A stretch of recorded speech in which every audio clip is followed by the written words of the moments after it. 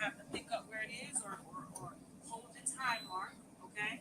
And then come back and watch it. And there's a reason why we didn't cut it, is because you have to see everything. Because everything has been chopped, screwed. There's a story over here, there's a story over there. Y'all got assumptions about this. Y'all got opinions about this. And y'all have seen this, but you haven't seen this part. All of that ends today, okay? And without further ado, I'm going to go ahead and introduce the Jessica Reid. First, you know the situation that happened with the private investigator. No, so that's what I want to say. Because we're going to go through all of that. Okay, because he held back for like maybe 6 months. He would not release it because of that situation. Yeah, we're gonna talk about that. And then out the blue, he was like, well, I'll release it. Okay. Oh, that's perfect. All right, so you ready? I'm ready. I mean, I know it's hard for me to even ask someone if they're ready to discuss. Never ever forget or erase from your mind. Yeah. You know? Yeah. And before I properly introduce you, of course, I'm going to, you are Jessica Reid. I want to read something. It's going to take me some time to read it, but I want to read a warrant. Okay. That was provided by the state of South Carolina, Berkeley County. Before we start this, because I really want to establish the facts in the beginning. Okay. So there's no, speculation as we're unraveling everything. Okay. And so I'm going to start off by saying this. All right. So I have a warrant here, pretty much an affidavit that was signed on, it looks like sworn and subscribed before the issuing judge, I believe is E.S. Hayes or something, on June 15th, 2001. Okay. And so it starts out with personally appeared before me, a magistrate of this county, affidavit, Detective Guinea Fowler, who first being duly sworn deposes and states that defendant Leonard Larry McKelvey did within this county and state on or around or between June 8th, 2001 and June 9th, 2001 did violate the criminal laws of the state of South Carolina in the following particulars to wit. Now this document is a little blurry, so I'm kind of trying to make sure I say every word as it is. So there's no, I'm adding my own words. So description of offense, it looks like code S or 816-3655, criminal sexual conduct with a minor in second degree. That or on between June 8, 2001 and June 9, 2001 at Short Stay Villa, Monk's Corner, South Carolina, located within the county and state aforesaid, the defendant, Leonard Larry McKelvey, did commit the offense of criminal sexual conduct with the minor to the second degree in violation of 816-3-655 of the South Carolina Code of Laws 1976 as amended, in that the defendant, who is a 22-year-old adult male, did willingly, unlawfully, and feloniously, I hope I said that right, engage in penile vaginal intercourse with a 15-year-old female child. Facts to establish and aforesaid. Number one, on the morning of 6/9/2001, the Berkeley County Sheriff's Office was contacted by Joycelyn Reid, the mother of a minor victim, after she received a phone call advising her of a sexual assault that had occurred with the 15-year-old daughter.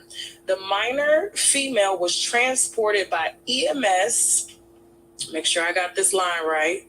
Number 3, Affiant responded to the Somerville Medical Center and obtained a verbal and or written statement from the minor child, which is you, which implicated that the defendant in the sexual assault.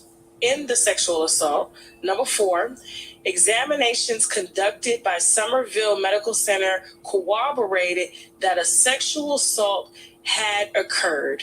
Number 5, the affiant, through investigation, was able to locate the incident location and confirm that this incident occurred in Berkeley County. All against the peace and dignity of the state detective, Guinea Fowler. His address is here, and this was sworn and subscribed before an issuing judge on June 15, 2001. So there's the warrant number is actually G-773948. The case number is 2001, which is still public record to this day.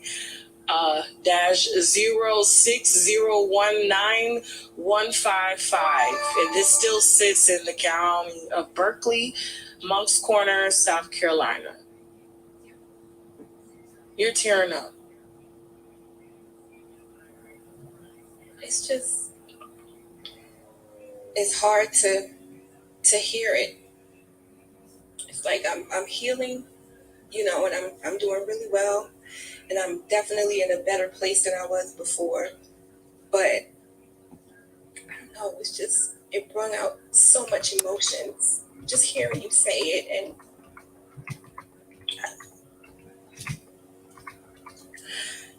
I didn't want to make you cry so soon in the interview because we're just getting started. This has been a long time coming. You don't know how long I've wanted to talk to you personally and tell the correct story. There's been so many depictions, so many people, so many different statements. Everyone is talking. Everyone is controlling a narrative. And I'm watching you since you first came out in 2017 on the Star Reports channel, right. And when he first introduced this. And I did want to point out that the only reason that video was taken down was because Charlemagne the God, okay, who is Leonard McKelvey, social security number was accidentally exposed in that video. Right. That was it. And we cannot, under no circumstances, put out, private information like that. And so your story, unfortunately, that's when a chain of events started and things started to get lost. And so I really love the rewarding feeling of coming into something one day thinking I might not be able to do this, and then realizing you're more capable than you think you are. And the whole community vibe around mountain biking, it's so friendly. There's so many different kinds of riders out there, but everyone's out there having fun.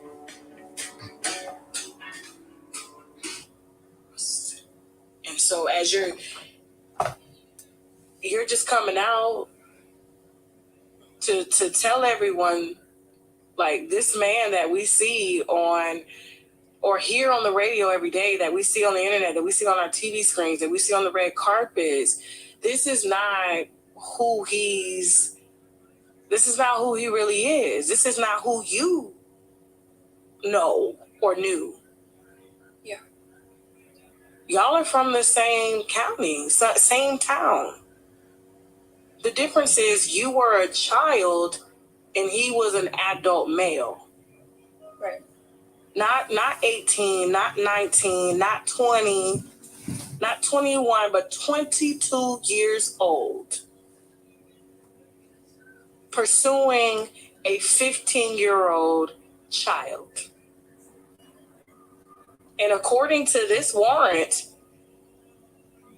signed by a judge, sworn by a judge, and signed by the detective, and it's clear by the Somerville Medical Center that you were sexually assaulted the night you were with them.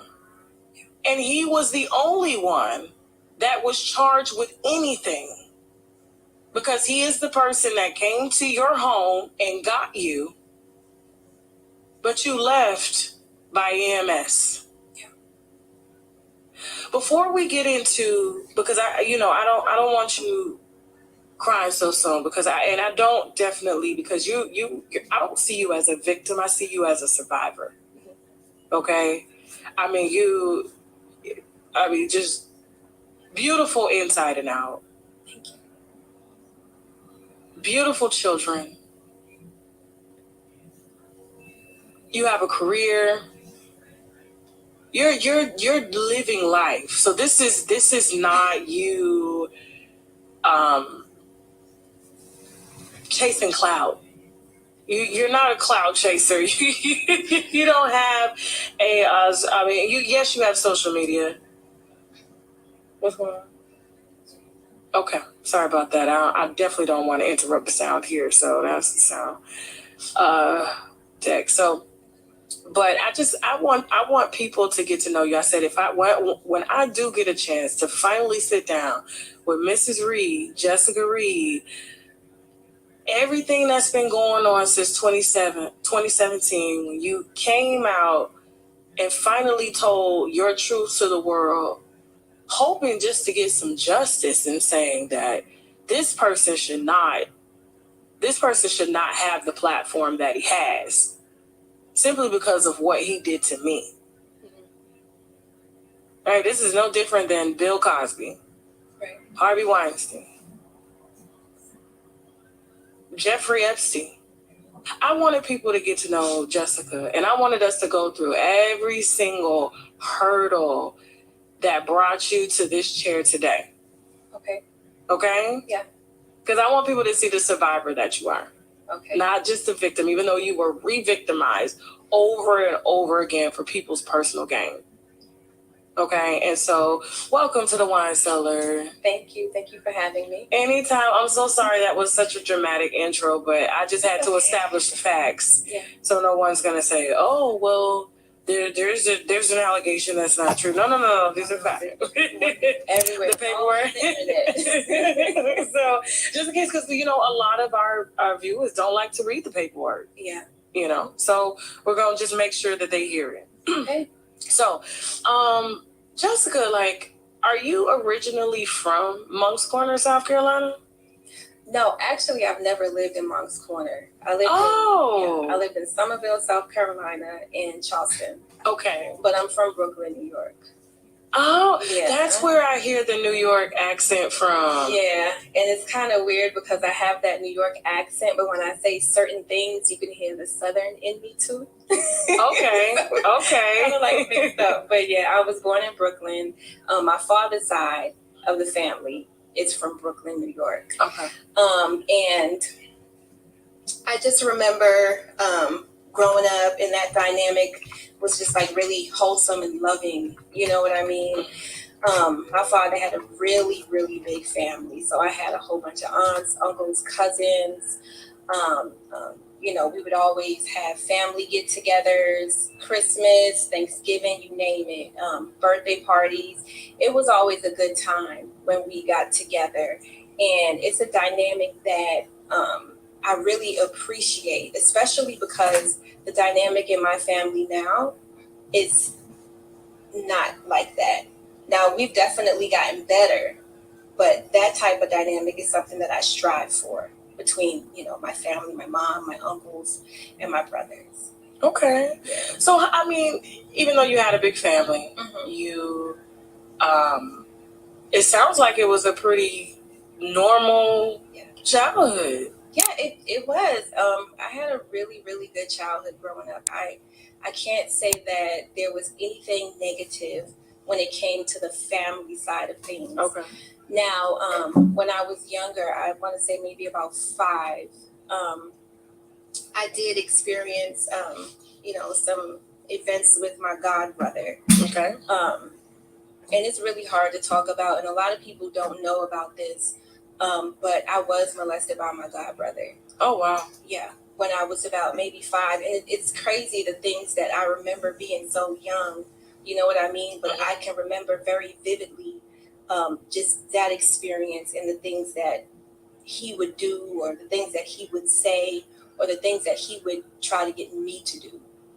Like what? Like what would he do? So, oh God, it's just so hard to go back to that place. It was just a lot of inappropriate touching. Okay. And getting me to touch him inappropriately, and telling me that if I didn't do these things, I would get in trouble. Like I had to do these things, because there were definitely times where I was like, well, I don't want to do that. You know, he would say, well, you have to. And I was only 5, you know, and he had to be in his teens. Okay. He was a lot older than I was. And, you know, I looked to him as an adult, an authority figure. So if he's telling me to do something, even if it made me feel uncomfortable, I still went ahead and did that. And you're 5 years old. You don't. Yeah. You don't know. So you don't know. So how did that? I mean, did you? Is this the first time really talking about it? I mean, does your mom know? Did your dad find out? Like, well, what was done about that? My mom, I didn't tell her until I think I was about 8. And this was after we moved from Brooklyn, because my father passed away, and I'll get into that as well. But we left Brooklyn when I was about 8, and I remember sitting down with my mom and my brother, and we were watching America's Most Wanted, I think it was. Mm-hmm. And I remember seeing a reenactment of a little girl being molested by her dad. And I was like, wow, like, that's the same thing that happened to me. And I didn't know up until that point that it was wrong, until I actually saw that on TV. And I was like, okay, I got to tell my mom about this. So I ran to my room, and I grabbed a piece of paper and pencil, and I wrote down to her. I said, you know, so-and-so did the same thing to me. And so I ran back in the living room, gave it to her. Then I ran back in my room because, you know, I didn't know what she was going to say. And she came in the room, and she just had tears, you know, just flowing down her face. And I could tell that she was really, really hurt. And me at that point, I didn't know what to feel. I didn't really have any emotions. I was just watching her, you know, cry. And, you know, she told me, she said, I'm so sorry that happened to you. And we kind of shared a moment, but after that, nothing happened. Like, there were no police call, no police report. I don't even know if she reached out to my god brother's mom. I don't think nothing happened. Nothing happened. Now, when you say god brother, was this like a friend of hers, and it was kind of like, oh, I'm going to make you the godmother to my daughter, and then so she trusted the son maybe being alone with you, or just being in the house with you, maybe watching while, I mean, I guess they went out or they were friends and stuff like that. So you weren't just like left just with anybody. This was no. Okay. They were really close. Okay. She actually lived down the hall. Lived down the hall from us. Okay. Maybe a few doors down, and they had a really good relationship. And so she decided to make her my godmother. And I spent a lot of time with her. Like almost every day she was watching me. And her son would always come around, you know, and he built a relationship with me. Like I said, I looked at him as, you know, like a brother. He would always let me play with his G.I. Joes because I loved playing with G.I. Joes because my brothers, they had G.I. Joes. And, you know, so I had a relationship with them. I trusted them. My mom trusted them. And, you know, we had no reason not to. Okay. Do you remember his name? His name is Petey. Petey? Mm-hmm. Okay. Have you, because I remember, like, you know, unfortunately, like, that happened to me, too. Like, my grandmother was married to a man who, I consider my grandfather, but he had a son.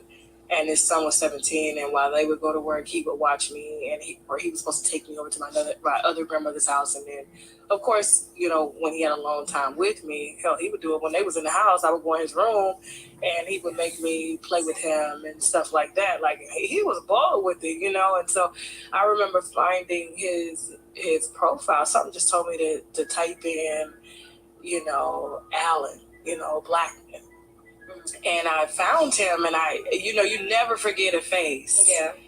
And I blasted that son of a bitch all over social media. I said, you know what? I can't get you charged now, but I can tell all of Texas, since that's where you stay, because you aren't a registered sex offender, that they are living with a sex offender. So, and that, to me, that was therapeutic. That I was able to finally have that moment.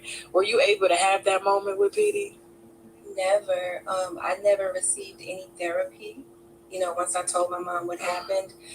I want to say maybe when I was 15, like right after the assault, I went to New York to spend the summer with my uncle. And my mother thought it was a good idea to have me go see my godmother. And I wait a yeah, to this day, I still don't understand. And I kept expressing to her that I did not want to go to her house just because of the memories. And then what if he's there? And, she called me and she was like, well, your godmother really wants to see you, whatever. And I was like, okay. So me and my younger brother went. And I remember knocking on the door, and I was just like shaking because I was like, well, I don't know, what to expect when she opens the door. Is he going to be there? And so she opened the door, and she embraced me and gave me a big hug. And she invited me and my brother into her place. And we were sitting there on the sofa, and on the walls was all of his pictures on the wall. And Jessica, what the I was going to get into this later, because me and your mom used to email me and threaten to sue me and stuff like that, because when you at first came out with your story, I'm like, how does a 15-year-old get along with you? We're two mothers here. You got a daughter? I have two. See? Okay, I got a daughter. My 15-year-old is at the house. Ain't no men around. She ain't going alone with no grown men. Yeah, I feel that. Yeah. And you told your mom that, and this is not to bash your mom, but I feel like, and there's no but, I feel like them mothers ignoring the trauma and sweeping it under the rug and telling you to toughen up. You mean to tell me, after I read this affidavit, that you were determined by the state of South Carolina that you were indeed raped, and Charlemagne the God was the only suspect? Yeah. When you left and you couldn't, she did not allow you to cooperate. See, I was going to wait to get into this, but I just can't no more, because I'm like, when you think the story don't get no worse, it gets worse. You got to cooperate. She sends you to the house where you were molested as a 5-year-old girl, and you told her you didn't want to go. So not only are you traumatized from what just happened to you at this gathering that you went to with Charlemagne, because he picked you up, took you, gave you the drink. She tells you, come on home, baby, it's fine. You gonna pack your bags, you gonna go stay with your godmama. Oh, no, I was visiting my uncle. Oh, your uncle. Yeah. Okay. And she wanted me to go visit my godmother while you was there. Yeah. Mm-hmm. And she tells you, now how much time was it between when this happened? It was right after. I want to say maybe a few weeks, because it was summertime. So I want to say maybe 2 to 3 weeks. I guess she felt like it would be good for me to get away. And so she suggested that I go and stay with my uncle for the summer, me and my little brother. And, while I was there, she thought it was a good idea that I connect with my godmother.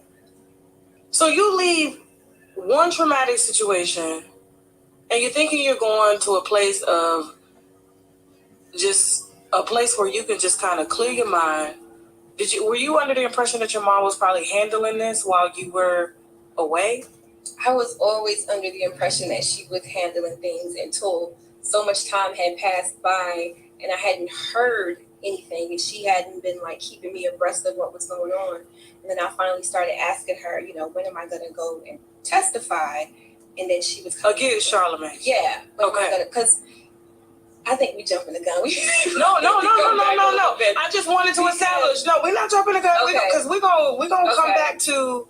But I mean, if you open up the door, I gotta walk through that door because I don't want us to forget this detail. So trust me, I ain't forgot where we left off at. Okay. I'm just trying to establish. Like, so you're leaving to go because this is all gonna come full circle. Yeah.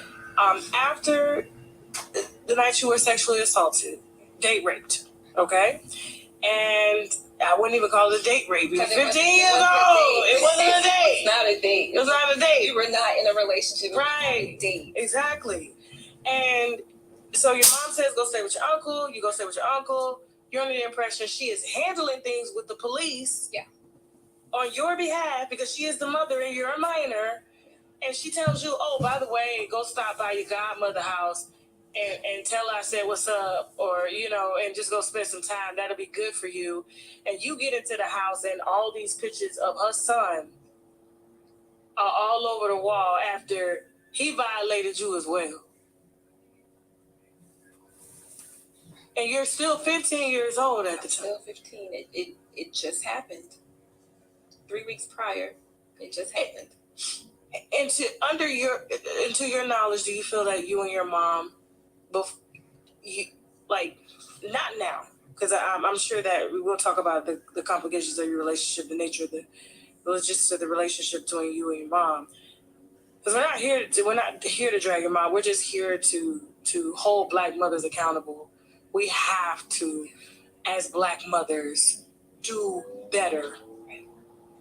If it starts in the home and the mothers don't hear our daughters and hear you, no one else is going to hear us or listen or move.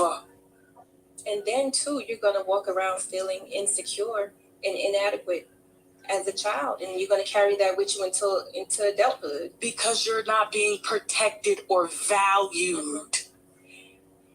And your father is deceased. Your mom is mom and dad. And she couldn't show you value. Now, I don't want you speaking for her. I think these are questions that she has to answer herself. Because I do believe that you are owed some answers personally if she hasn't, and publicly. Okay. I apologize that happened to you. I am so sorry that happened to you, that you were not protected. But you are protected in this space now. Thank you. This is so much. Okay. Wow.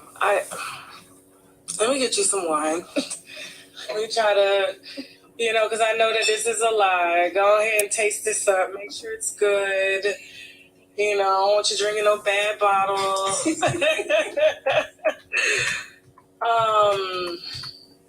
Oh my gosh. It's good? Yeah. Ready to go? Okay. Yeah. I should have poured this before I read the warrant again, and you teared up, So that's okay. Here you go. All right, let me get mine. And then let me pour over here. Okay, gotcha.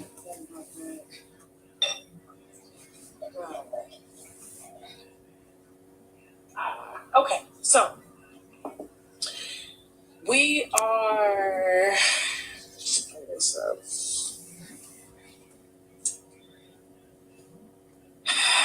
So we're back to you tell your mom that you were violated by your godmother. It's not even a relative. This is not her sister's son. Nothing was obviously done. So this is strike one.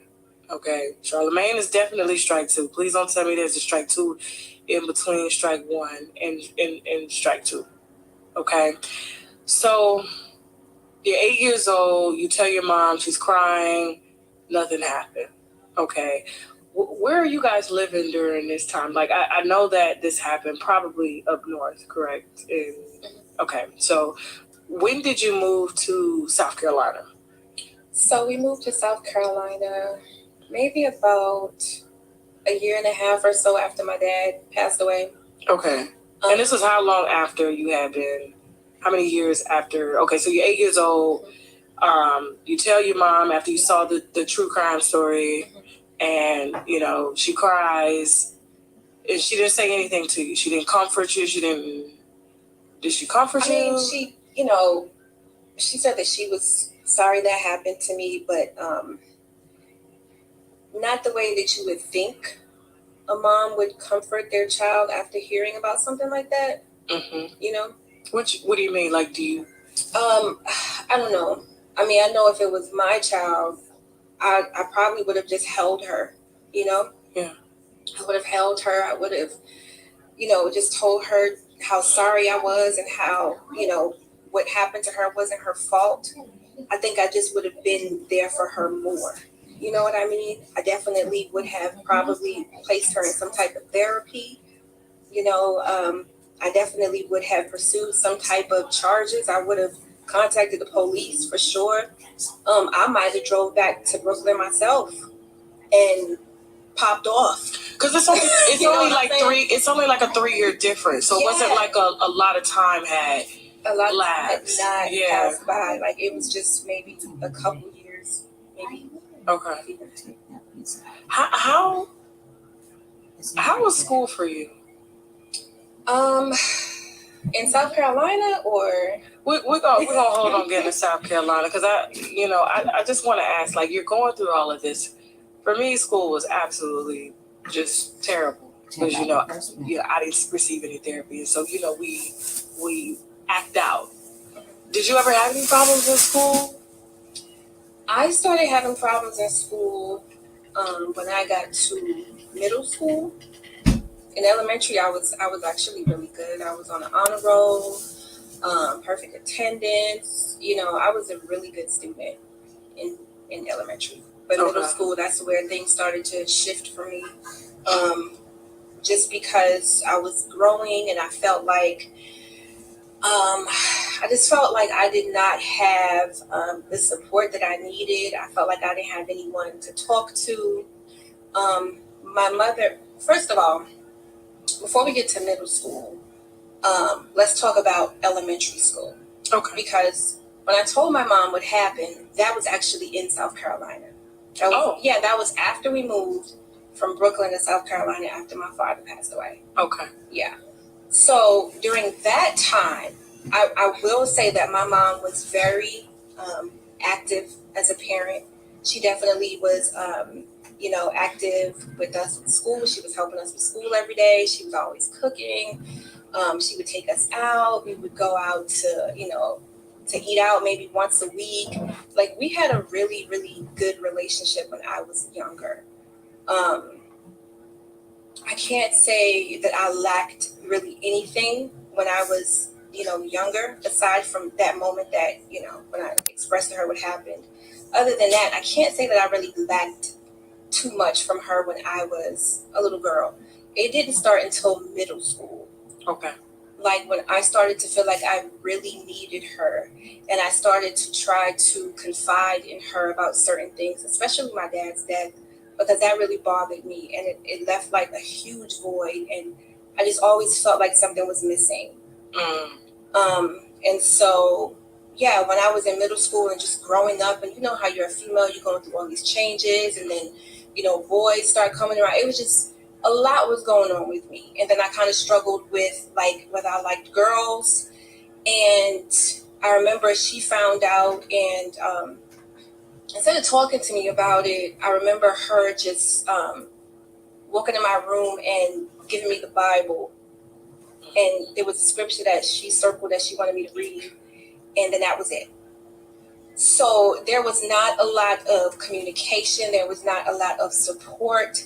There was never, where she would tell me that she loved me, that she thought I was beautiful.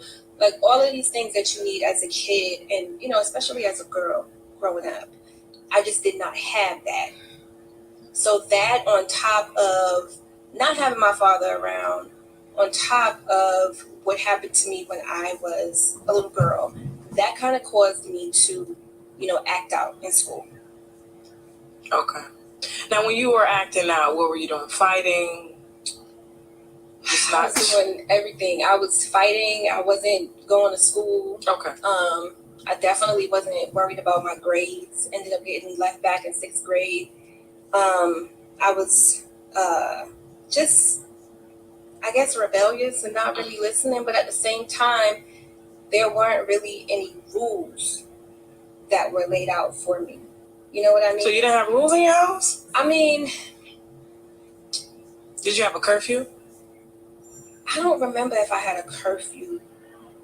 And if I did, it just didn't matter because I knew that if I stayed out, nothing was going to happen. Nothing was going to happen.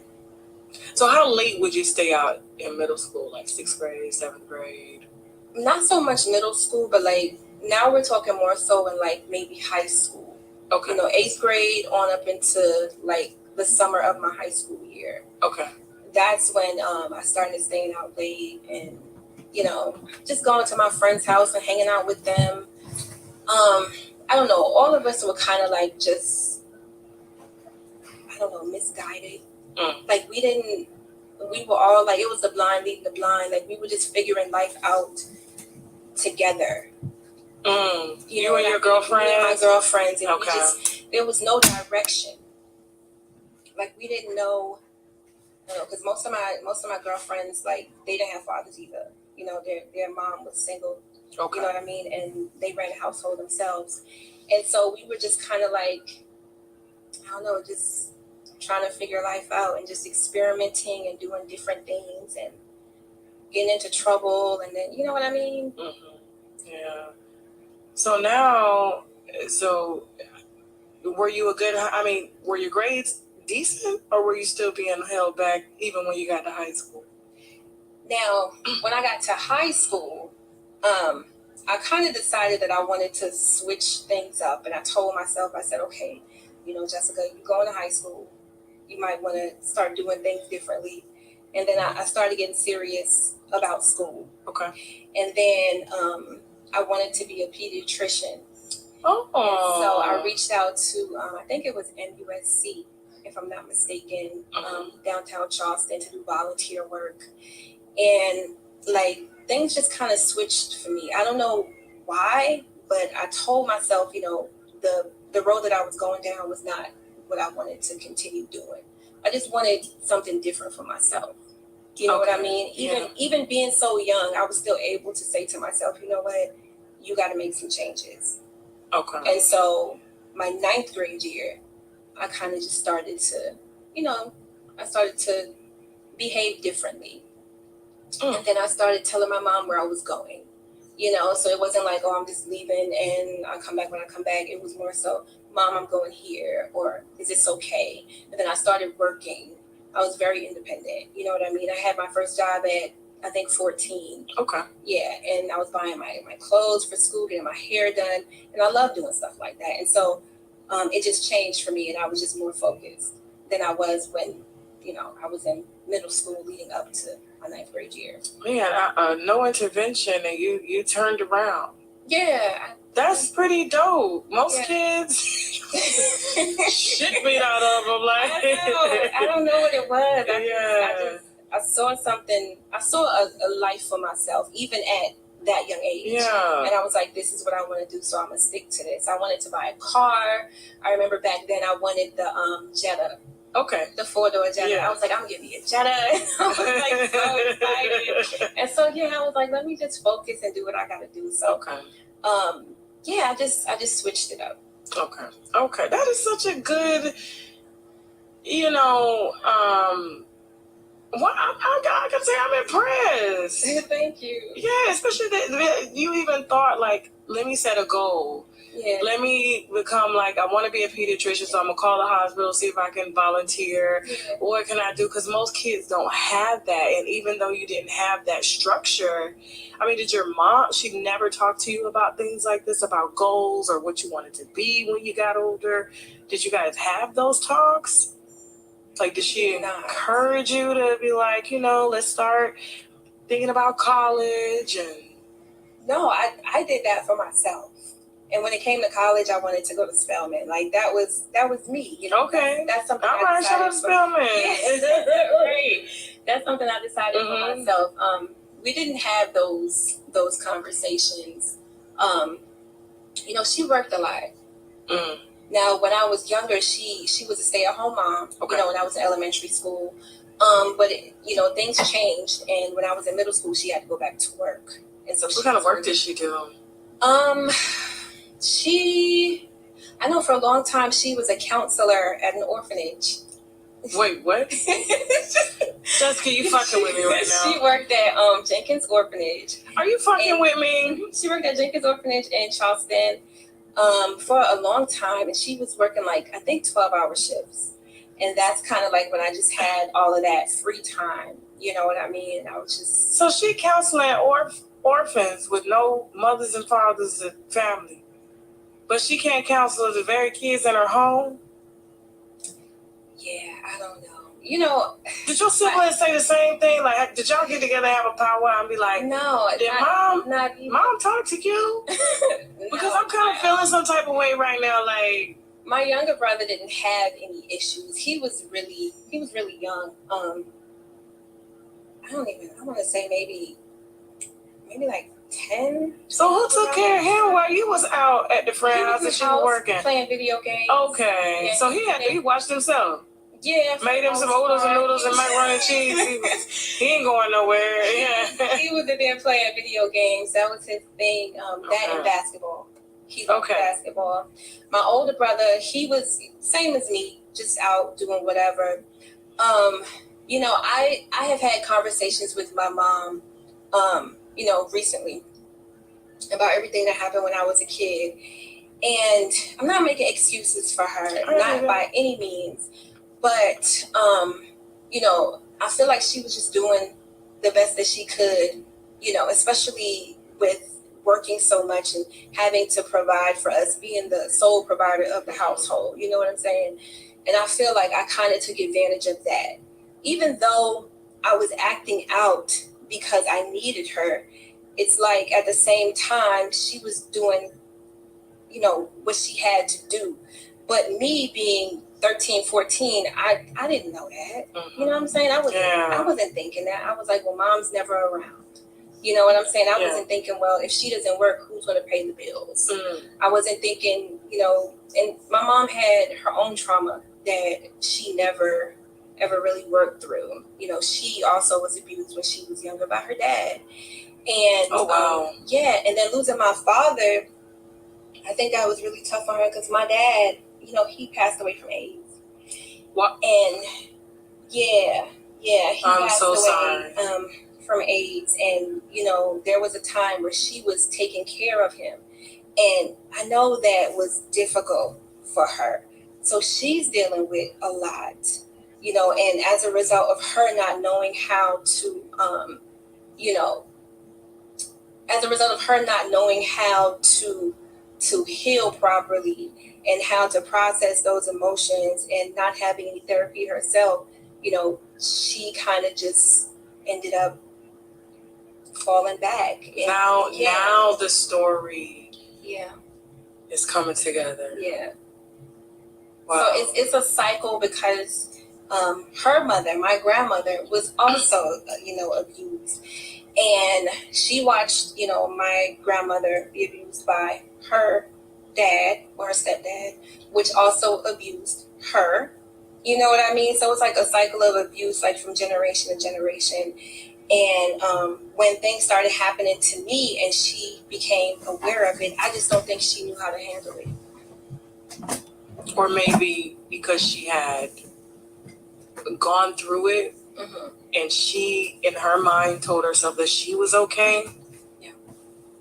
She probably told herself that you would be okay. Because this is, I mean, I hear it like my mom says it to me. Well, I was molested too. Like, true shit.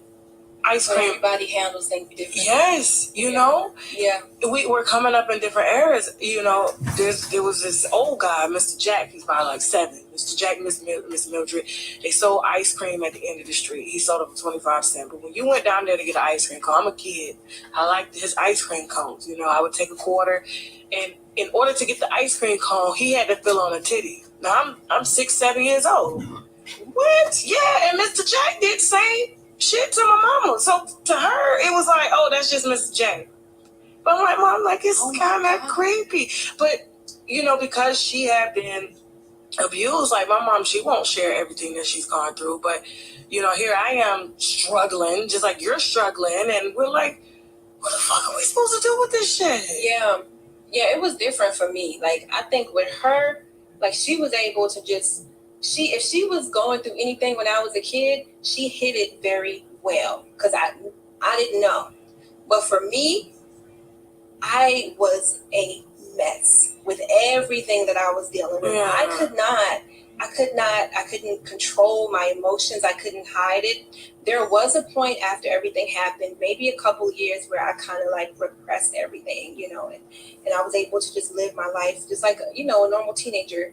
But I'm telling you, when I was around like maybe 18, it just all came, like the emotions, just everything, it just all came crashing down. And I could not, I couldn't carry it anymore. So it was just too much. I do now, like, even though I'm so angry, you know, you just wish you can turn back the hands of times.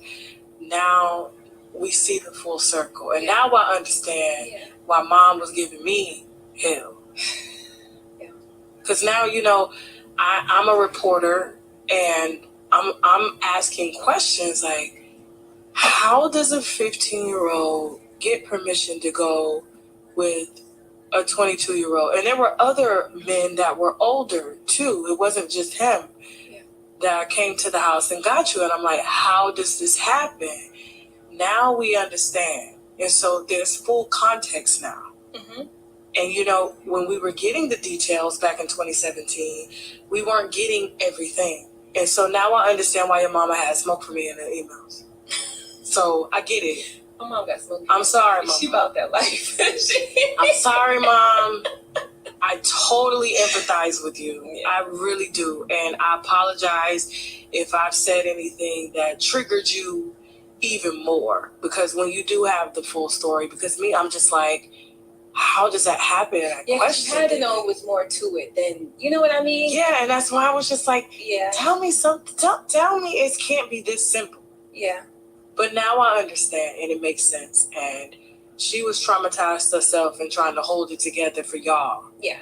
And I think by allowing y'all to just be y'all without putting a lot of pressure on y'all, that to her probably was me letting my kids just be free. They lost their dad. I'm working. They're going, you know, this is what they need. So I get it now. I get it. And you didn't have to share that. And so... no, I felt it was necessary. Yeah. You know, because it's a part of my story as well. Because I feel like if she was in a different place, you know, mentally and emotionally, a lot of things would have happened to me. And back then, we're talking about 2001, and I'm sure your dad died how many years prior to 2001, to that night? I think he passed away in, I think it was 90, 91. That was when AIDS was like ravaging the community. Mm-hmm. And it was tough. It was tough because back then it was like, okay, if you have HIV, then that's it. Like you're gonna die. You know what I mean? That's what it was.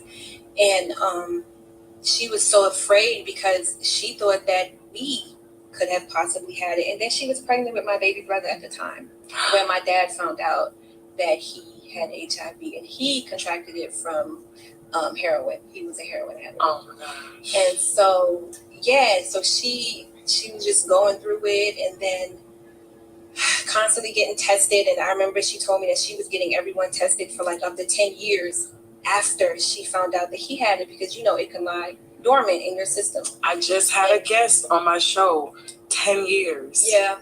No signs, AIDS pops up. Yeah. So she was terrified, and thinking that, you know, later on down the line, we would get that diagnosis too. Wow. And yeah, it was tough. And it was tough for me too, because when it comes Mom is to still dad, alive. So for anyone asking, Mom is healthy. Everyone's healthy. Mama's good. She's alive So and well. yeah. But when it comes to my dad and just the type of person that I remember him being prior to him being sick, he was just always like upbeat, very happy, very handsome guy. He was always, you know, dressed to impress. Okay. He was also a boxer. Oh. You know, and I ended up getting into boxing when I was like 16, not even knowing that he was a boxer. Oh. Yeah, and so after the fact, so we had that connection. But the memories I have of him prior to him being sick is just like, you know, just a really, really great dad. And he would take me to the corner store all the time and buy me string cheese, because I loved string cheese back then. And take us to Coney Island and, you know, just do all these things with us. But then I also have the memories of him when he was sick. And I have more of those than I do of the good ones. And so I remember him just like throwing up a lot and, you know, coughing and just being in the bed a lot, you know what I mean? And just not being available like he was before. But the most vivid memory that stands out the most was the funeral. Oh. And I remember like everything about that day. And I remember like sitting in the front row, you know, and I referred to it as the box back then, but, you know, of course I know now it's a coffin, and his body was just laying there, and like not realizing that like I would never see him again. You know what I'm saying? Oh my gosh.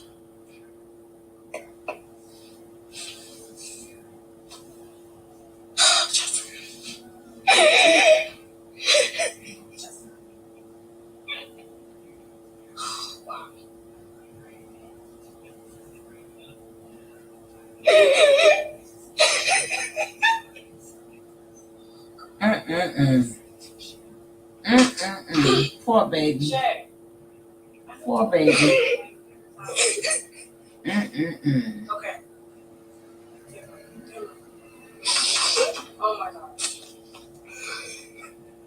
Jessica, I was not. I know, Nicole. I don't know.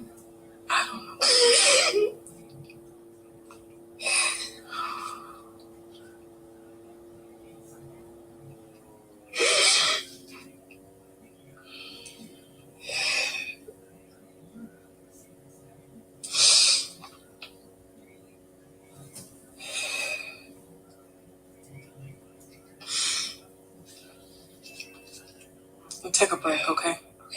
All right, we're gonna get you some tissue. You want to walk out? You want to get some air? Okay. All right.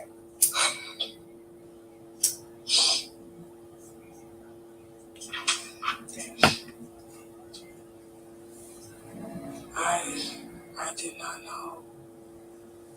I had no idea. But what did you think? This is the first time I'm hearing any of this information. All that we had on the internet was the rape that happened that night. I did not know. I think she went out to get some air to take a break for a second. So let me tell you what happened. So we were talking about her father, and I was trying to get an understanding as to, you know, because she said that when she was 5 years old, you know, she was molested, and she told her mom and nothing happened. And then of course the night with Charlemagne the God, and she said, but now that she had a talk with her mom, she now understands why her mom wasn't emotionally available for her, because her father had died years prior, and she remembers her father very well, vividly. He was a happy guy. He was a heroin addict, but he died from AIDS. And she said she remembered very vividly the funeral, and she said she just lost it. I was not ready. She's a child. She was traumatized. And she said she remembered her dad throwing up. And this was right around the time when, AIDS was really ravaging communities. They was getting it through intravenous drugs or, sex and things like that. And so she said, her dad was just always this happy-go-lucky guy. But unfortunately, he was a drug user. And her mom was pregnant with her brother when they found out that dad had AIDS. And so her mom is carrying a child and wondering if her other children have AIDS. And so she continued to test herself for 10 years and having to nurse him while he died in front of the kids. And Jessica saw all that. No, and then, what's sad? It's like all we know is just, the police report, her trying to come out. She's been trying to tell her story for so long. I had no idea any of this was a part of her who she was. Normally I'm kind of prepared a little bit for these things, but I don't even know how to console her. How do you console? A hug. A nice hug. It's like I want to cry. Like she been holding everything in. Hey, Nene, baby. And they just been re-victimizing this woman on the internet. She done shot 2 documentaries. People done used her. She says, I don't want to sue Charlamagne. I want justice. What he took from me, he shouldn't deserve to be in the position that he's in. And that's why I wanted to start off reading that affidavit. So there's no question about, these are false allegations. This was signed by a judge. And the test results were inconclusive because Jessica's mom made her go to Brooklyn under the understanding, leave South Carolina, go to Brooklyn after it happened, and she would take care of everything. And she did not cooperate with authorities to complete the test. And so he was charged with contributing to the delinquency of a minor, but he was not exonerated. Jessica.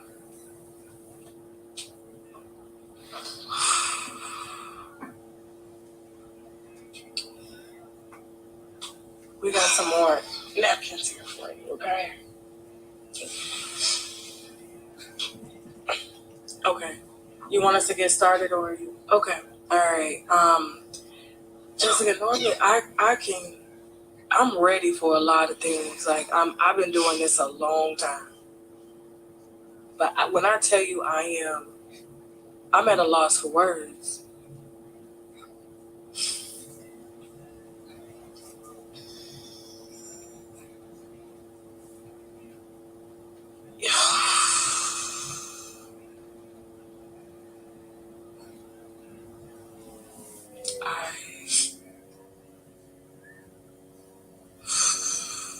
I don't.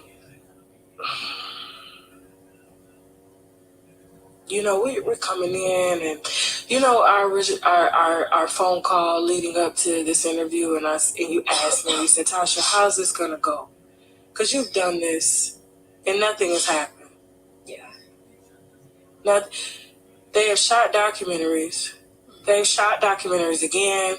No full scope of what happened is out. Everybody's got Not in depth. Everybody's got a vendetta against Charlamagne the God for whatever personal fucking reason, right? But no reason that they can give is even remotely close to what you've gone through.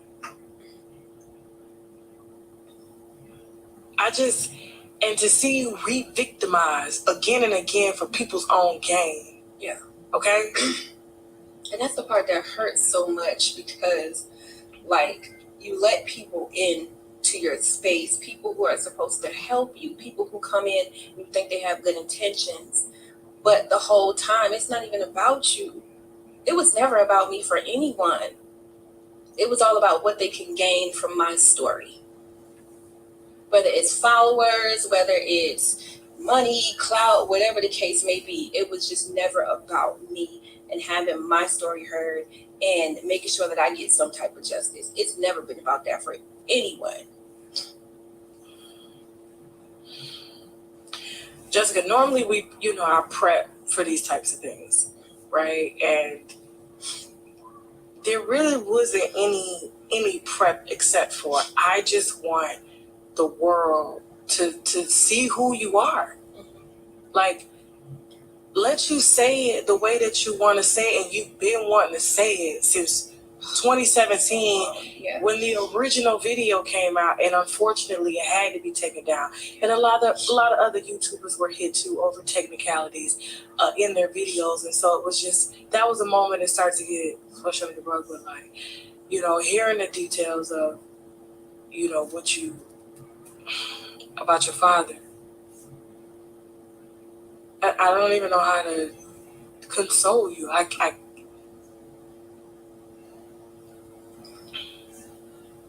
it was not, and that it's not my intention to take you there. Like, and if I did, I wholeheartedly apologize. That is not what we're here for, like, at all.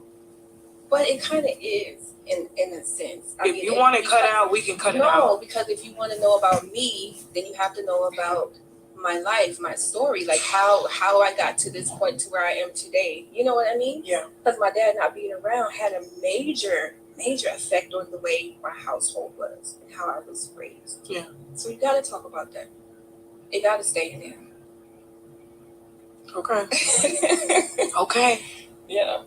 Okay. So, all right.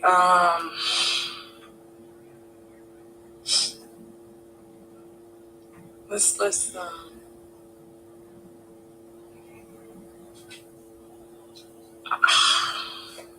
okay.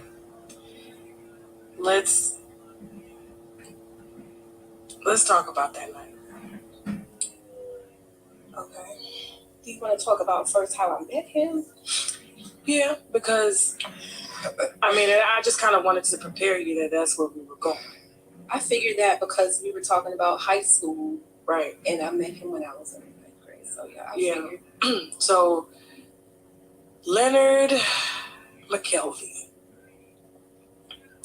aka who's known as TV personality, radio personality, Charlamagne the God. One of the biggest urban media radio personalities out there. How did you guys come to know each other? Because you knew each other way before the incident happened. I wouldn't say way before. I want to say maybe a couple of months. Okay. At most. I met a friend of his by the name of Rico. I met Rico through my best friend, Shaniqua. I'm not sure how she met him, but, they were close or whatever, and the three of us hung out a few times. One time we hung out, he was dropping me back off at my house. But before dropping me off, he said he had a stop he wanted to make. He wanted to go talk to a friend of his, and I was like, that's cool, whatever. And we pulled up to the radio station, and initially I was going to stay in the car. But he was like, you can come out, come inside, because he was going to be a while. And so I went inside, and he introduced me to Charlamagne. Okay.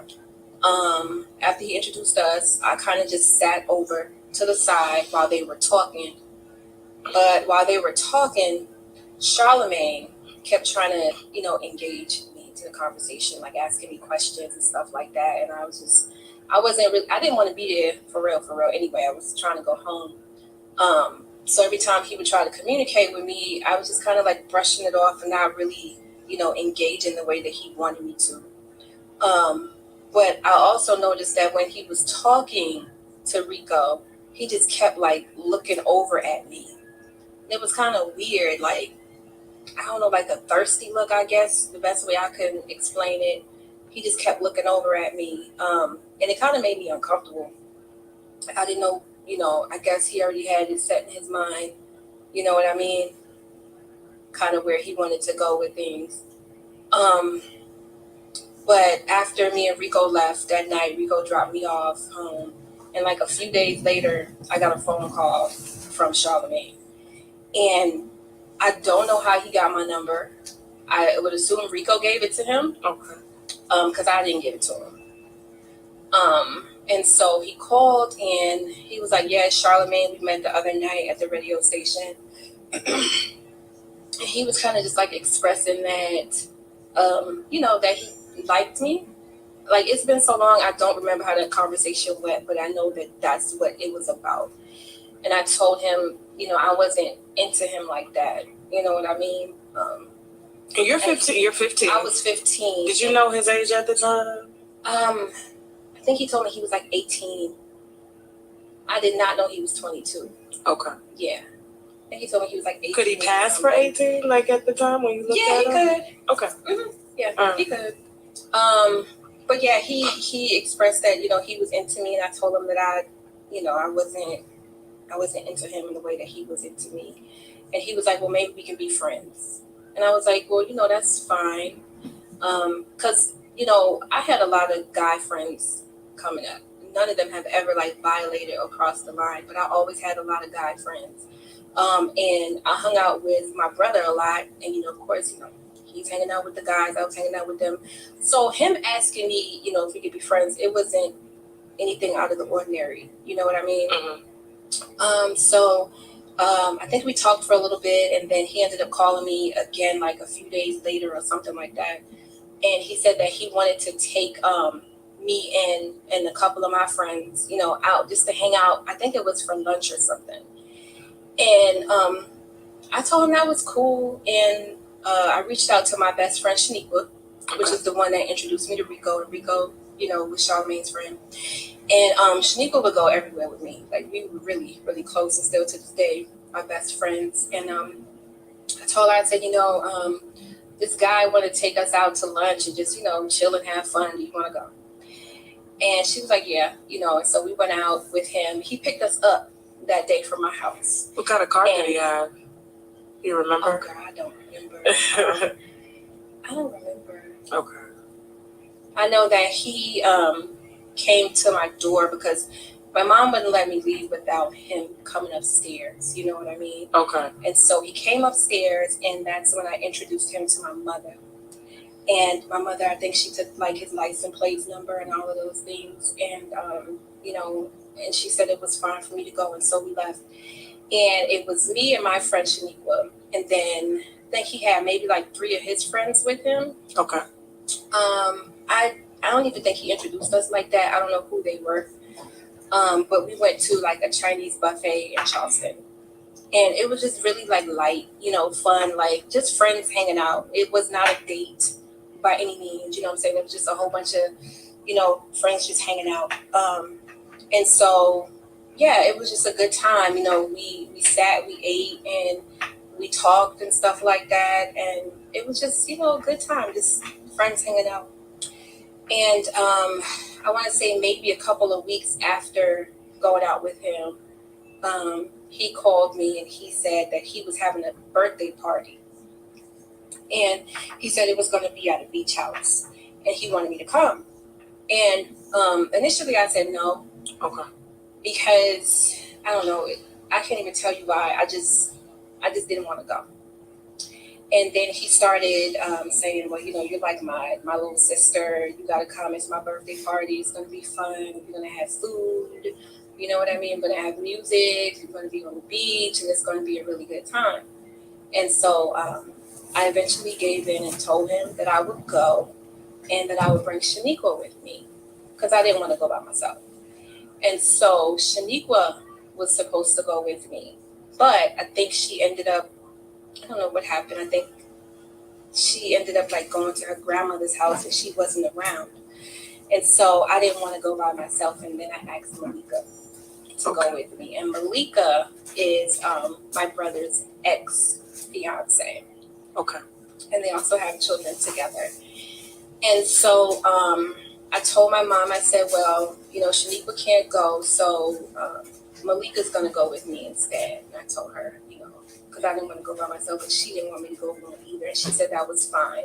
Because Malika, I think she was 18 at the time. Okay. And so she was supposed to look out for me or whatever.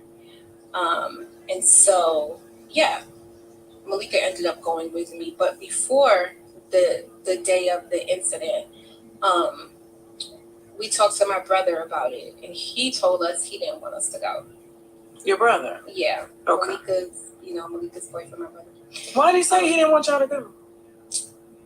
I don't remember why. He just didn't think it was a good idea for us to go. But, we ended up going anyway.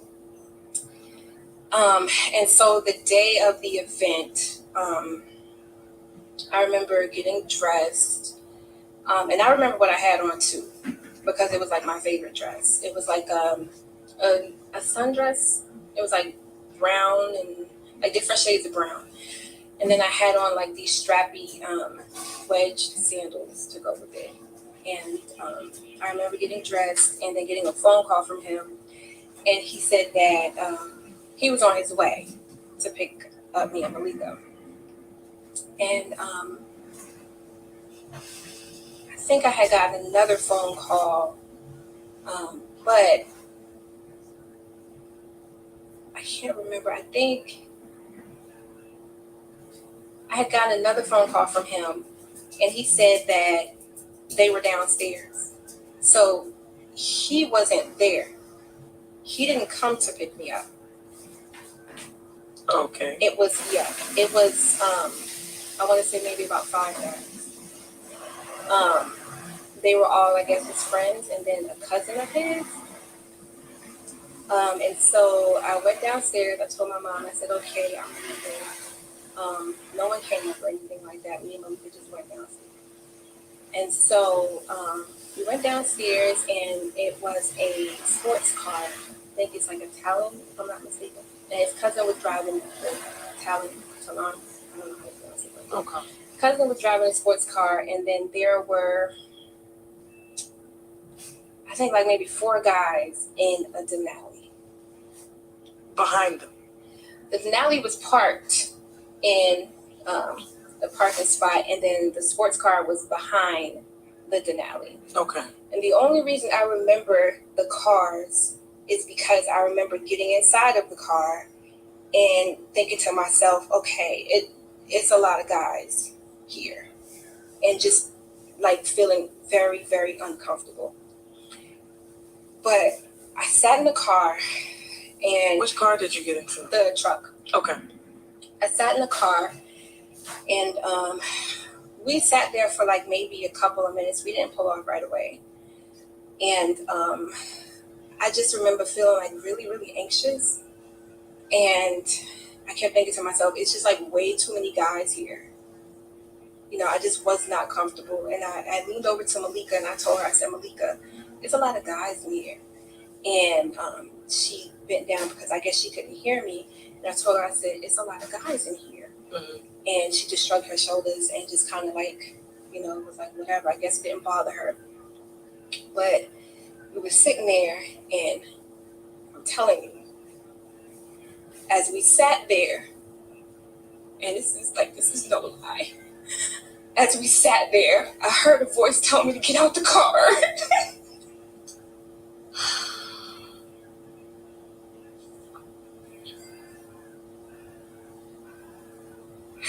I heard a voice tell me to get out the car. And I was so scared because nothing like that had ever happened to me before. And I was like, what? And I sat there. And the voice told me, it said, Jessica, don't go.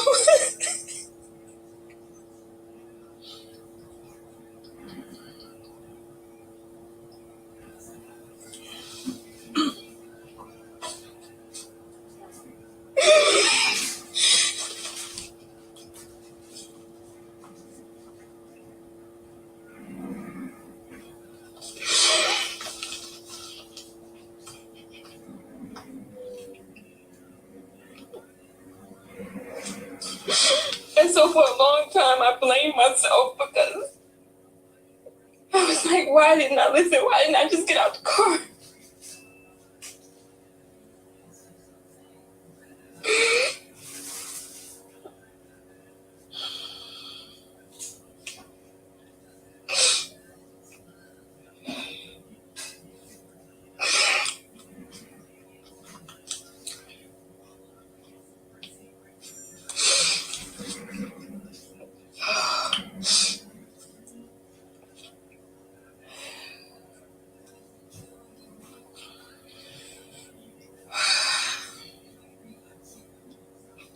You don't still blame yourself, do you? No. Okay. No. Okay. Not at all.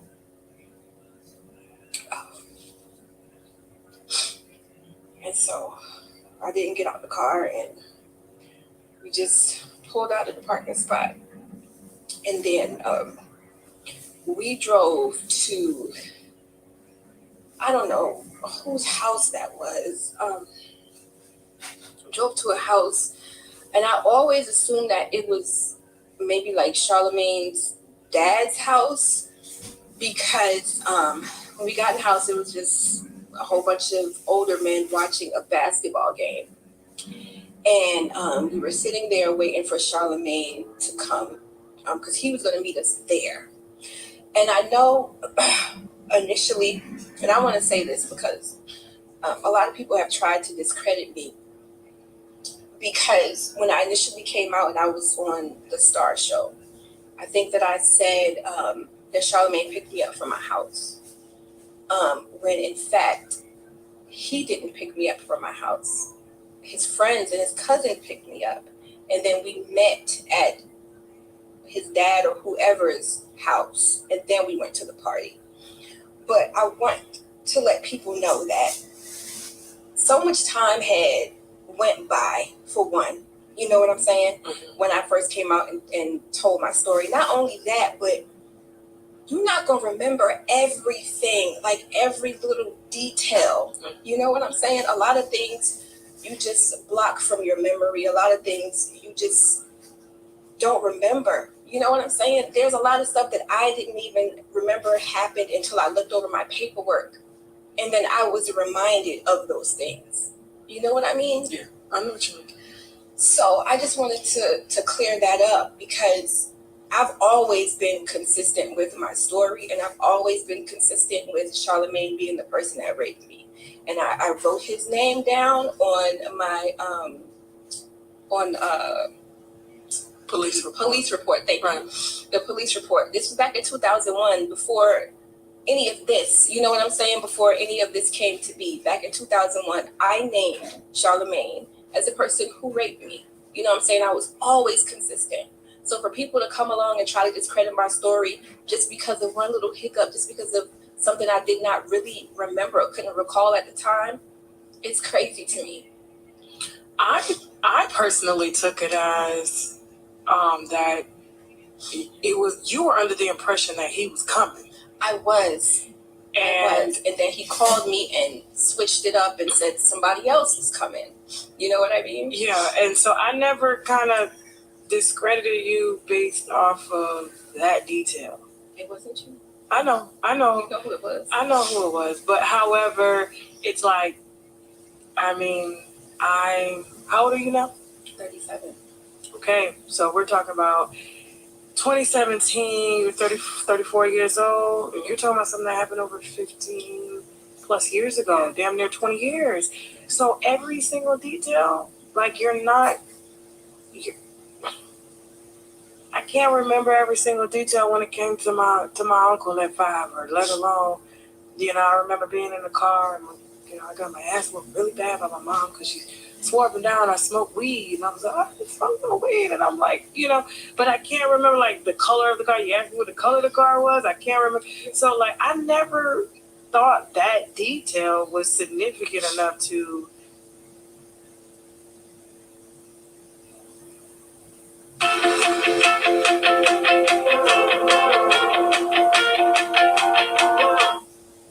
discredit your story. And besides, he's talked about this. I think he tried to get in front of it because he he always knew that one day it would come. Okay, yeah. It would come out. And so I remember him doing an interview with DJ Academics talking about it. And but when you came out, it was like, well, you said this, but and you didn't come with just the story. You came with the affidavit. Yeah. So it was like, Charlamagne, but you told us you were exonerated, and you were not exonerated. That never happened. Exonerated means you were determined by the state of South Carolina that you did not rape Jessica Reid. Oh, that never happened. That never happened. That never happened. You took a plea deal for a lesser charge because her mother sent her away and did not cooperate with the authorities. But them people did not let you go because they knew that you were the one responsible for you being in that position. Yeah.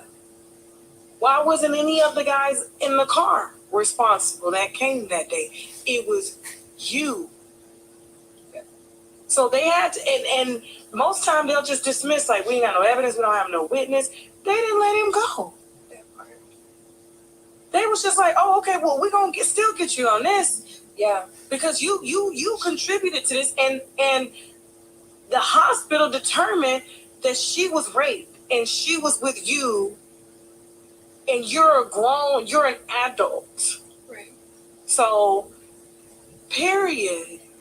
Like, I just wanted to make that known. So whether he picked you up and was in the car, the state of South Carolina said that he contributed to the delinquency of a minor and put you in a situation to where you ended up raped.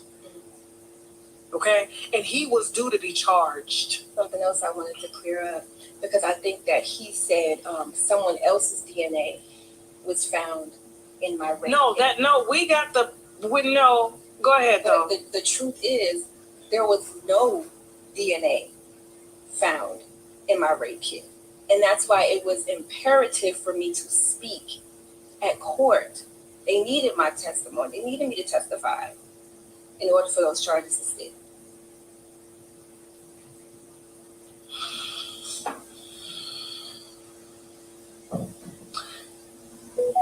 So the voice is telling you to get out the car. How long? So you get to Charlamagne's, who you're under the impression like this is his uncle's house, his people's house. Did he eventually come out the room? He came. He walked in the front door. Okay. And he introduced me to his dad, and that's why I always thought it was his dad's house.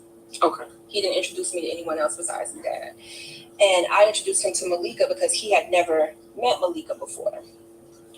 And so after that, we got in that truck, that Denali. And then we were driving, but we made a stop because I had to call my mom and Malika wanted to call my brother to check in. So Malika had gotten out the car to use the payphone, and she called my brother. And one of the guys had a phone in the car, and I called my mom. And I told my mom, I said, I'm okay. I'm getting ready to go to the party. And she told me, okay. She said, well, check in again. Let me know when you get there. And so after all of that, we drove down this long, dark road. I feel like we were driving for hours. It was just so far away. Because I lived in Somerville, and I think this was somewhere out in Moncks Corner somewhere, and that was kind of far from where I used to live. And so we were just driving, and then we finally pulled up to the villa. But you had to have like military ID to access the villa. And so I don't know how he was able to do that. According to the paperwork, I think it said something about a cousin or someone, an uncle who had gotten them the villa. Okay. And that's why they were able to have the party there. But his name is in the paperwork as well. And so after we passed through the gate, we drive down to the villa, and it's supposed to be a birthday party, so I'm expecting it to just look a certain type of way. I'm expecting there to be music. I'm expecting there to be, like a party. Right. Not only that, by the time we got there, it was really dark, and it just felt really off to me. Just pulling up to the villa, and it didn't feel right. And so we walked into the villa, and more guys. I want to say it was maybe, I don't know, I want to say maybe like 15 guys all together, like with the people that we drove there with and the people inside, probably about 15 guys all together. And then there were 2 girls in the back, like on the patio. But there was like no birthday cake, there was no balloons, no music. It did not give off a birthday vibe. You know what I'm saying? Yeah. And so that kind of just, made me feel some type of way. And then we sat down, me and Malika sat on the couch, and I remember, I think they were watching a basketball game there too. And Charlamagne started fixing drinks, and he gave Malika a drink. Now, Malika's demeanor that night, like, I don't think she felt nothing, like nothing was off to her. Like, I feel like she was just ready to have a good time because, Okay. she didn't get out much. Make sure you're speaking to the mic. Just pull it up. No, that mic, the white mic. Oh.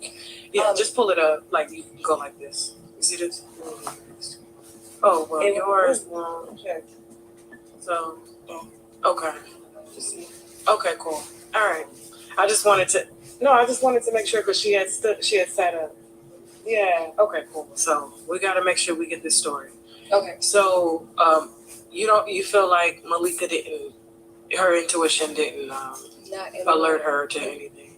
I think she was ready to finally get out the house because at that point she had had my niece.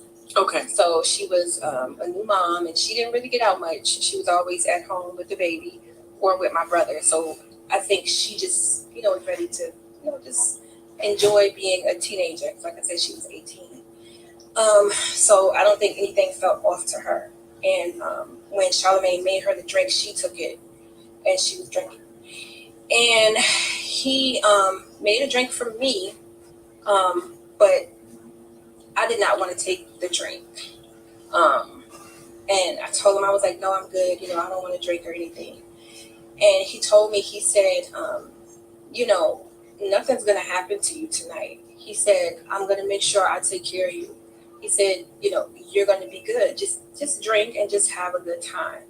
And I kept telling him, no, I don't want to drink. And then he just kept, talking and trying to persuade me to drink. And eventually I did take the drink.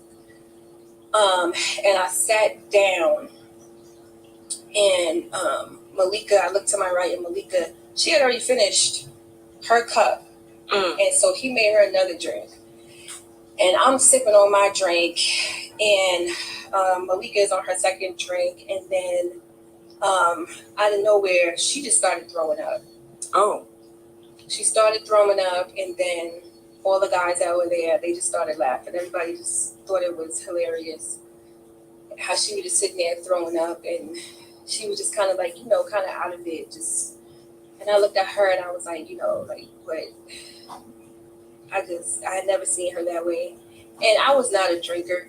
You know what I'm saying? Like, so I was just real, like, I was scared. You know what I mean? And so somebody had brought her some paper towels, and she was trying to wipe herself off. By this time, I think maybe I had finished like a little more than half of my drink.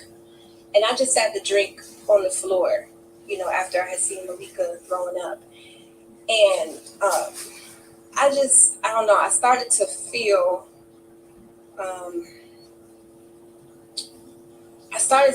kind of like lightheaded, and I started to feel just different. I didn't really feel like myself. And so I was like, okay, I'm just going to go to the bathroom, and I'm just going to go sit in the bathroom. Because I felt like if I was in the bathroom, then I would be good, just to sit in the bathroom. And so when I had gotten up, immediately I collapsed to the floor. and I couldn't control my limbs. So I couldn't control my arms that much, and I couldn't control my legs. I just like collapsed to the floor.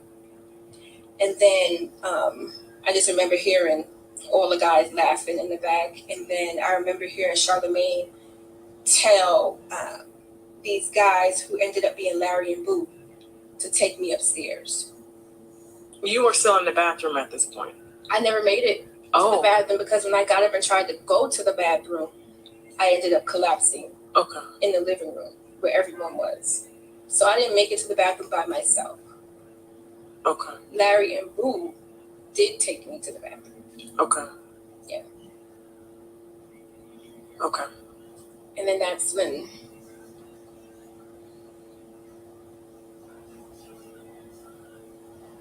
I know that, you've unfortunately had to tell this story before. And to have you keep telling the story because people have re-victimized you using your story to monetize or use it as get back for their personal vendettas against Charlemagne, is just it should have just been out there. Yeah. It shouldn't have had to wait. You shouldn't have had to ask, and I thought at first I wanted to throw those people's names out here, but I was like, we're not here for them. We're here for you. Yeah. And so I just don't think it's important that we, we bring up fleas, because I felt like they were fleas sucking blood for clout. Yeah, that's exactly what they were. And your story gets lost, and you get re-victimized over and over again. And then they move on, and then I'm stuck with dealing with the old trauma and now the new trauma that I've just experienced. Right. So when they pick you up, take you to the bathroom, Charlemagne tells them, what happens next? So they carry me upstairs to the bathroom. Now, mind you, even though I can't really move my limbs, I can hear just fine. You know what I mean? I can see, even though it's a little hazy, I can still see. You know what I mean? And they take me upstairs in the bathroom, and I thought they were just going to leave me in the bathroom, but they didn't. They took me upstairs in the bathroom, and then they closed the door behind them. They were in the bathroom with me. And so I had one person over here holding me up, and then the other person over here holding me up, Larry and Boo. And that's when they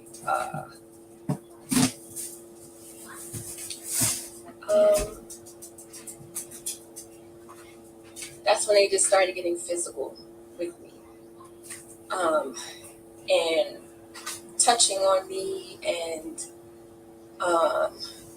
I think it was Boo, the short, light Hey, Ms. Reid. I hate talking about this part because it was just like so traumatizing, like that feeling of what he was doing.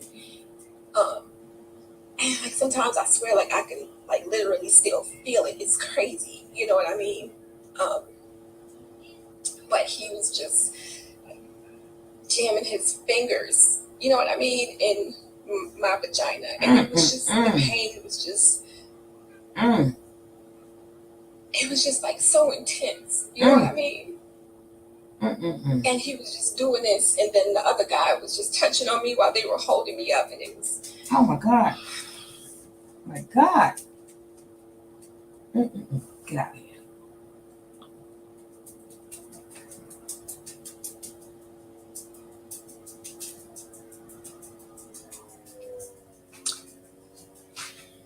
How long did that last in the bathroom?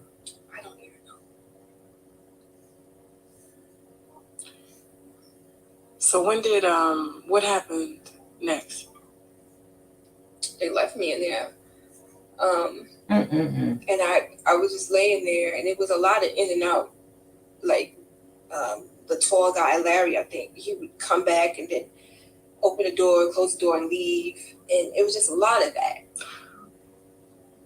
Were you being penetrated at this point with more than a hand? No, not at this point. Okay. No. But they just kept coming in the bathroom. They were just opening the door and then leaving. Okay. Yeah. I mean, was it because that? Do you think it was because you were there for Charlemagne? I don't know. Or you know, because that's so.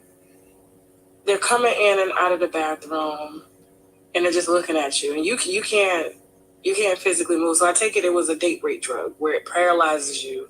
Yeah. And you can hear and you're conscious. I remember being warned about that when I was in high school. And so you and I aren't too far off in age. I'm sorry, Jessica.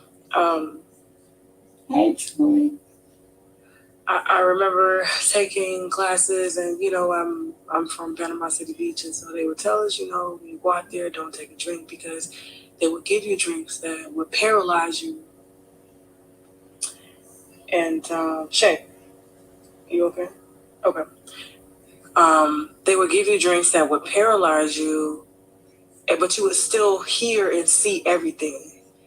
So it wasn't like you were out of it to the point where you don't remember who is on top of you. You could clearly hear and see, but you cannot move. And then they would rape you. Yeah. You know, and it would be bartenders in on this. It would be, this is what I'm going to do because I don't want, because I know he's here. And I want you to be able to completely just open up. I'm going to ask him just to leave the room so you can, you know. Thank you. All right. I don't even think I knew what a date rape drug was. I know I had heard of Mickey's. Yeah, I never heard of Mickey's. Well, I guess that's what they called it. I don't know, but that's what they used to call. I guess Mickey's, put a Mickey in your drink. Okay, yeah, I did hear it that way. You know, because we had MTV, like Spring Break in Panama City Beach. We had, I don't know if you remember hearing that. Like they would go live Spring Break and then be televised. Yeah, and so a lot of girls would get date raped out there, but they wouldn't talk about it because it's embarrassing. To them, it was embarrassing. Like, well, you shouldn't have been out there, and you know, what are you doing out there? And a lot of girls were underage out there. And I think that's when Girls Gone Wild was like really big at the time, and so you know, I was kind of like, oh, chop it up, nature of the game per se, but it was just like it was really heavy around that time, you know, and you being at a house with like 15 guys and only 4 girls and no cake in sight, it's like, okay, what are we here for? Yeah. And you're ignoring your intuition. Definitely premeditated. Everyone knew, I'm sure. I mean, especially if you're being held to the bathroom and these two are, you know, touching on you and penetrating you with their hands and stuff, like, it's like, oh, wait a minute. So, and you could not fight back. You could not get up and walk. You could not. No. I mean, there was a point where I kind of tried to do, you know, that. Because you didn't finish your drink. So if you had finished the whole drink. Oh, I would have been done. And I think the only reason Malika might have been okay is because she threw up a lot. Yes, she got it out of her system. Yeah, she threw up a lot. Okay. I believe that she was also assaulted. But strangely enough, she never spoke to me about what happened to her. You just kind of bottled it up. Yeah. We never talked about it until, you know, 2017 when we came out. Because she did come out in support of you. Yeah, and she kind of, I think all the press sent her back. Like, I can't deal with this. She was pregnant too. when she came out. Oh, wow. So she Okay. had a lot going on. Okay. She's pregnant by your brother? No, when she came out in 2017, when she supported me and corroborated my story. She was pregnant. So let's go back to the bathroom. When does so the men are coming in and out. When does Charlamagne, were you assaulted by anybody else besides Larry and Boo that night? Besides Larry, Boo, and Charlamagne? Anybody else? So when did Charlamagne, did he enter the bathroom? Or did he in the room? So what happened? He did. He came into the bathroom and he picked me up and put me on the bed. Oh, he took you, was the bathroom right sorta next to the bedroom? Right. Okay. So the bathroom is here, bedroom is here. Okay. And he picked me up and put me on the bed. And then he left. And then it was just like a lot of in and out. And then Larry came in. And Larry did try to have sex with me. I was laying on the bed and Larry laid next to me. And I could feel his penis. It was rubbing up against the side of my body. And I wasn't able to move my limbs, but I did roll. And when I rolled, I fell off the bed. Okay. And then when I fell off the bed, he put me back on the bed, and then he left. Okay. Yeah, he left. And then shortly after, it seemed like I was there forever. Like, I don't know how long it took for Charlamagne to get back in the room, but I was literally just laying in a dark room. There were no lights on. I was laying in a dark room just by myself, just laying there. I didn't know what was going to happen next. I was terrified because I did not, of course, did not expect anything like this to happen. You know what I mean? And then Charlamagne walked in. And I'm laying on the bed. And he walked in. And he got on top of me. And he was heavy. You know what I mean? I was 125 pounds. You know what I'm saying? 5'1", 125 pounds. Very just small and petite. And he had gotten on top of me. And I couldn't roll the way that I rolled when the other guy was there. So it was nothing I could do. You know what I mean? It was nothing I could do. I do not want to talk about, what happened in that bed and stuff. Do I got to talk about that?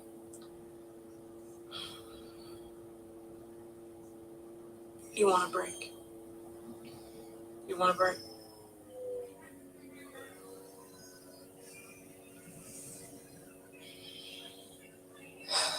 Yeah. Okay. We'll take a break. This is shallow. Shallow. Y'all love him, so y'all love these entertainers. It is Nick. Exactly, truly. Exactly. I wanted to get through, telling this story without being so emotional. Y'all gonna have to catch it from the beginning, though. But it's good now. I just can't.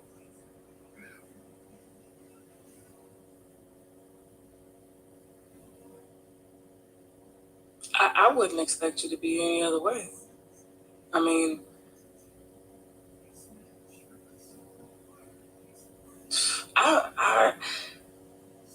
I cannot stand not being in control of my body. Yeah, it was really scary.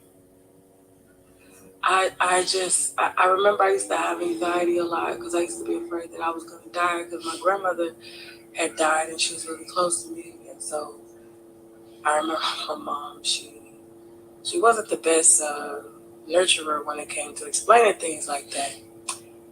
And so she would tell me, everybody got to ride in that car someday. And so when things would happen to me or I would be under, it could be headache medicine. To this day, I still have anxiety when it comes to taking medicine. But I remember when I would be out of control of my body, I would think that I was going to die. And so for me to put myself in your shoes that night and I'm given a drink, first of all, at the time I remember a boy did give me, I was 17, and he invited me to his house. Round the like literally, my house is right here. His house is behind. He's, I think at the time he was 21, 22. But he had never, but he had never tried me sexually or anything like that. We were just cool. And I remember one day he was like, "Yo, come through. We're gonna, play a video game, something like that." And I remember it was during the day. It's like 3 o'clock in the afternoon, and I left school and I told my auntie, I was like, "Hey, I'm gonna go over here to such and such house, and we're gonna play a video game." So she had known him. She was like, "All right, cool." So that little boy ain't doing that. And he ended up giving me a lemonade. Is that the same thing as what I had for the most part? Well, this was a Mike's Hard lemonade. He didn't. Oh, okay. So okay. I didn't know at the time because I didn't drink. So I took a drink, alcohol, because it was in a bottle. It was yellow and it looked like lemonade. So I was like, oh, okay, and I'm drinking. And I'm like, what's wrong with me? Because I don't drink. I don't do drugs, right? That's how I was. Yeah, and I'm lit. You think you 125, girl? I was 114. I'm tiny, and I'm like, what did you give me? And he starts laughing. He's like, how you feel? And I was like, I gotta go home. My auntie stands by the door smelling like she always used to do that. So I was always terrified to do anything because she could smell. She would try to smell me, like, let me smell you, open your mouth, let me see. She would do like little checks when we came through the door. And so I remember me just sitting there because I drank it so fast and I had never had alcohol before. That was like my first time. And I was like, why would you do that? Why would you give it to me? He was like, I don't know, you're thirsty. I was just like, and in that moment, I remember having a bad feeling, like, I gotta get the hell out of here. But I did not like the feeling of not being in control of my body. So having my limbs, like, it didn't get to that point. It was more so like a woozy. I'm kind of, but for you to be in a home and then you already had a bad feeling about it, Malika downstairs acting up, you put your drink down when she is showing signs of, okay, let me just chill out, and you take the drink and then you collapse. And you lose. I couldn't imagine. I mean, did you think you were going to die? I did. Not when I collapsed, but more so when I was upstairs on the bed. I thought I was gonna die. So many things was like, so many like thoughts and emotions, and I was just going through it because there was nothing I could do. There was nothing. I couldn't get up and walk. I couldn't. It was crazy because I felt like I couldn't even scream. I don't know if I didn't want to scream because I was afraid. I don't know, but I didn't even, at that point, I hadn't even screamed. I was just laying there with no control over myself, not knowing what was going to happen next, not knowing if I was going to be killed, not knowing if they were going to throw me on the side of the road somewhere, not knowing what the hell is going on with Malika. I felt trapped. I felt trapped in my body. And I mean, you were trapped in. Yeah, I couldn't do nothing. And then when he actually got on me and then started doing these things, there was a point where I felt like I wasn't even there anymore. Oh my God. Like I kind of felt like it was like an out of body experience. Was there a moment in your recollection where he undressed himself?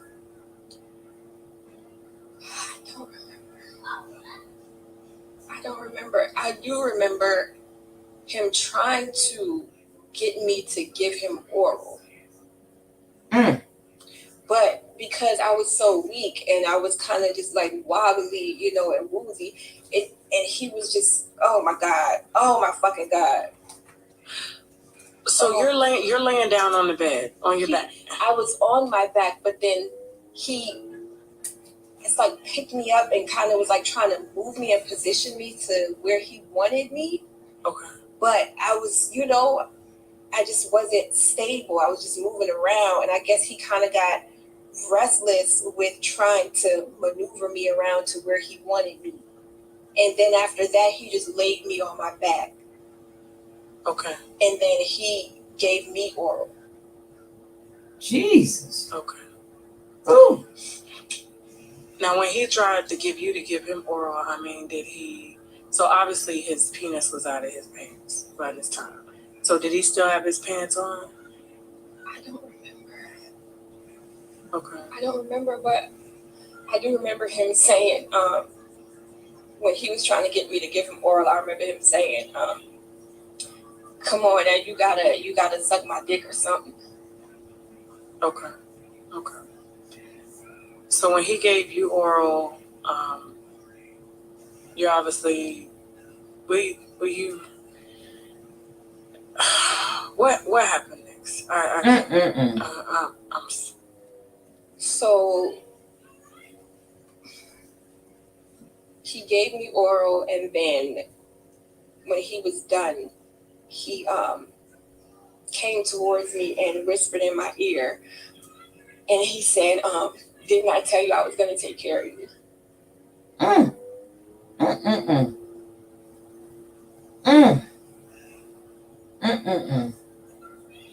And then that's when the actual act, that's when. So I don't want to put words in your mouth, and I don't want to put, I don't want to insinuate things were happening, and I would definitely was not there. When you say that's when the act happened, were you penetrated? Yes. Okay. And do you remember if a condom was used? I do not. Earlier in the interview, you said that they found that you were raped, and it was consistent with a sexual assault, that you had been raped. Yeah. And Charlemagne was the only guy that was implicated in this. Do you feel like the reason no DNA was found was because maybe a condom was on? Yeah. Because you said the room was dark. And the room was dark. And then let me also say this, because I know this, people are going to say, well, if the room was dark, how do you know it was him? For one, I heard his voice when he was on me. But the most important part is when he opened the door, I saw his face because it was illuminated by the light in the hallway. Okay. So I saw him. Okay. No, there's no doubt in my mind. I saw him. Okay.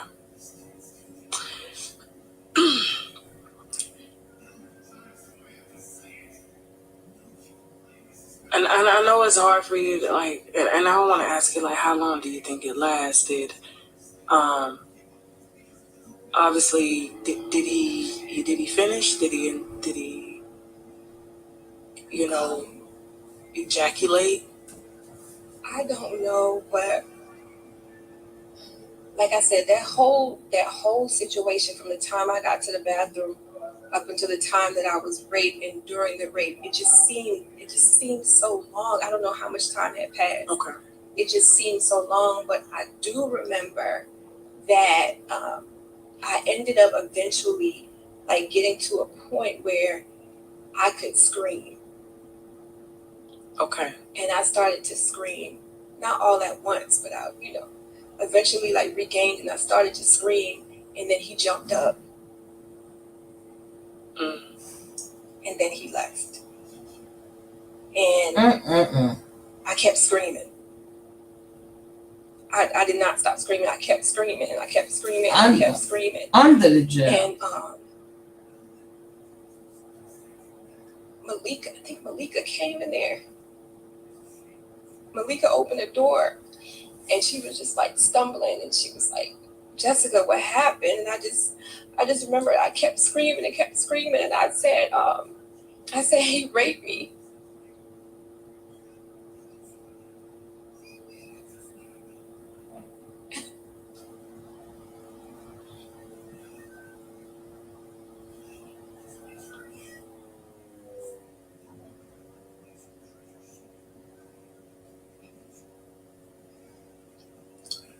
How did you get out of the house?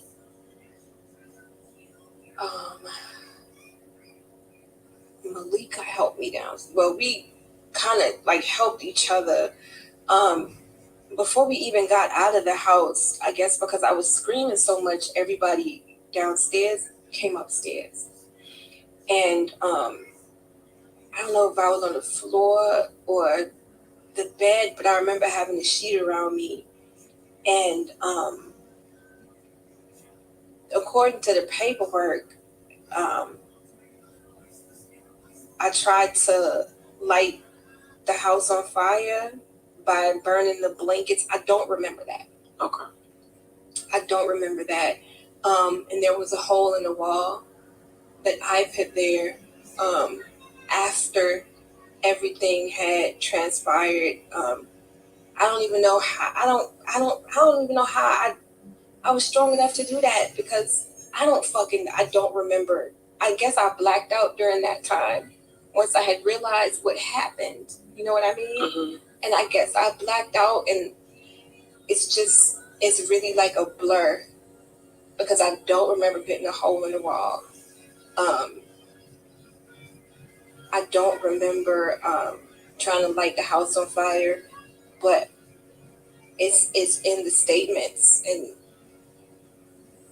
Okay. I just don't remember. Okay. So when did your full recollection of things come back? Was it like, because of course you guys help each other downstairs, and were people, do you remember people just standing around just looking at you, or were they trying to help you with the guys that were there? They all came upstairs when I was screaming, and then one of them, they were like, stop screaming. Ain't nobody do nothing to you. Stop screaming before I kick you in the head, or something like that. Someone said that. And I just wouldn't stop. And then everybody just, like, they left. They ran out. And it was just me and Malika there. And Malika was like, where are your clothes? And I said, I don't know. I don't know where my clothes are. And she just stumbling around the room trying to find my clothes. And then she found my clothes and helped me get dressed. And then we walked down the stairs together. And we walked outside right in front of the villa. And there was a car outside, a car full of guys. I can only assume that they were a part of the party. I don't know. But they asked us if we were okay and if we needed to use a phone. Okay. And Malika called my mom, and my mom called the police. Okay. And then the guys, I can't remember if they left or if they stayed, but I want to say they stayed, because me and Malika were alone for a while until the EMS got there. Like, we were by ourselves. It was just dark. And then I just remember sitting on the curb just crying.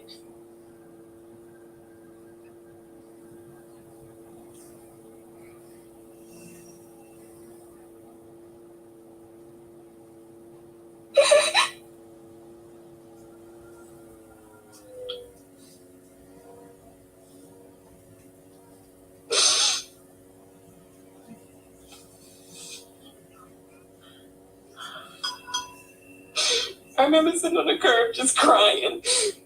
And I was holding on to Malika, and I said, Malika, I love you. And she said, I love you too. And eventually the ambulance pulled up, and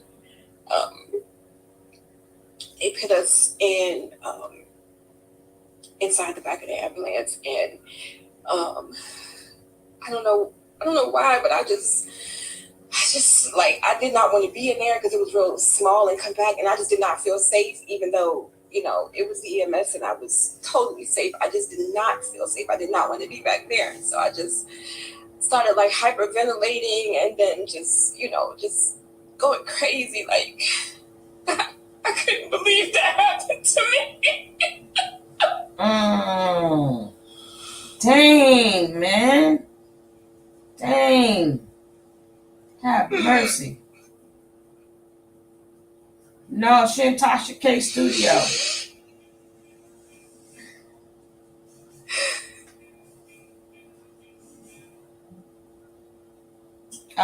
Nene. Mm-hmm.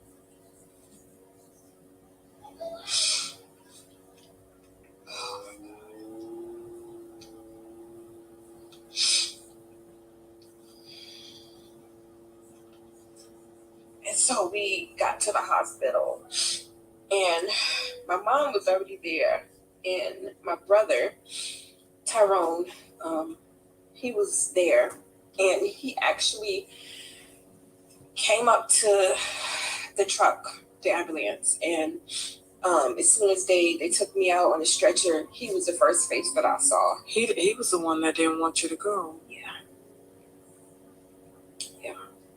And he was the first face that I saw that night. But man, that whole process, like being in the hospital and then having that rape kit done after being raped, that was just I could feel it. It just felt so cold. You know what I mean? Like me just laying there on the bed with my foot in the stirrups, and them just giving me this exam after I've been violated.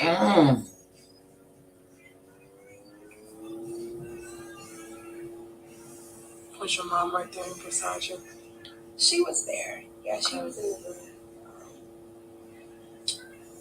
She was in the room, and then after the nurse was done, I remember her giving me a lollipop, and my mom took me home.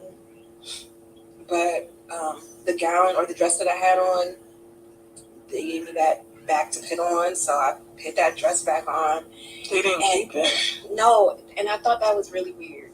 They did not keep it. I didn't think that was weird then, but now in hindsight, I'm like, well, that's evidence. Why would they have kept it? But yeah, I put the dress back on, and I went home, and I remember the drive home was just really silent. My mom didn't say anything. I didn't say anything. And then I went to my room, and I stayed in my room for days. Like, I didn't really talk to anyone. My mom, she came and checked on me. And then that was it. She'd open the door, make sure I was okay, and then close the door. But we didn't have a conversation about it. She didn't ask me how I felt. There was no type of dialogue after that happened. I don't remember her like hugging me after that happened. Nobody came in that room, and if they did, they just opened the door and closed it while I was in there on my bed. The only person that did come and speak to me was our neighbor. We were really close to her. I'll never forget her. Her name is Ganil. And she came upstairs, and she came in my room, and she just started talking to me and just pouring out her heart and telling me, that something similar happened to her when she was a little girl. And she just hugged me, and she just cried with me. And that was the only person that reached out. No one else. Me and Malika didn't talk about it. My brother, we didn't talk about it. My mom, she didn't say anything. And I was just in my room, to myself. And I remember getting up one day because I guess I got tired of laying around. And I don't know, I told myself I was going to get up and wash the dress that I had on that night.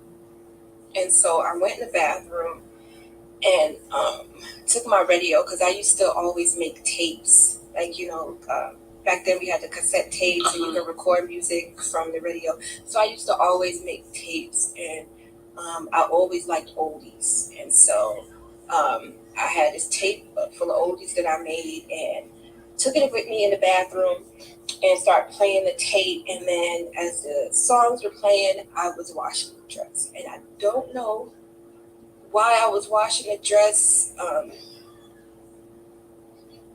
don't know the logic behind it. I don't know why I started washing the dress, but I was washing the dress, and then my mom knocked on the door, and I unlocked it, let her in, and she said, "Are you okay?"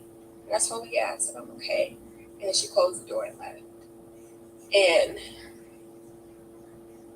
in my mind, I was like, I'm not okay. And I need more from you than to just ask me if I'm okay. I need more from you than to just every once in a while just peep in the door and then close it.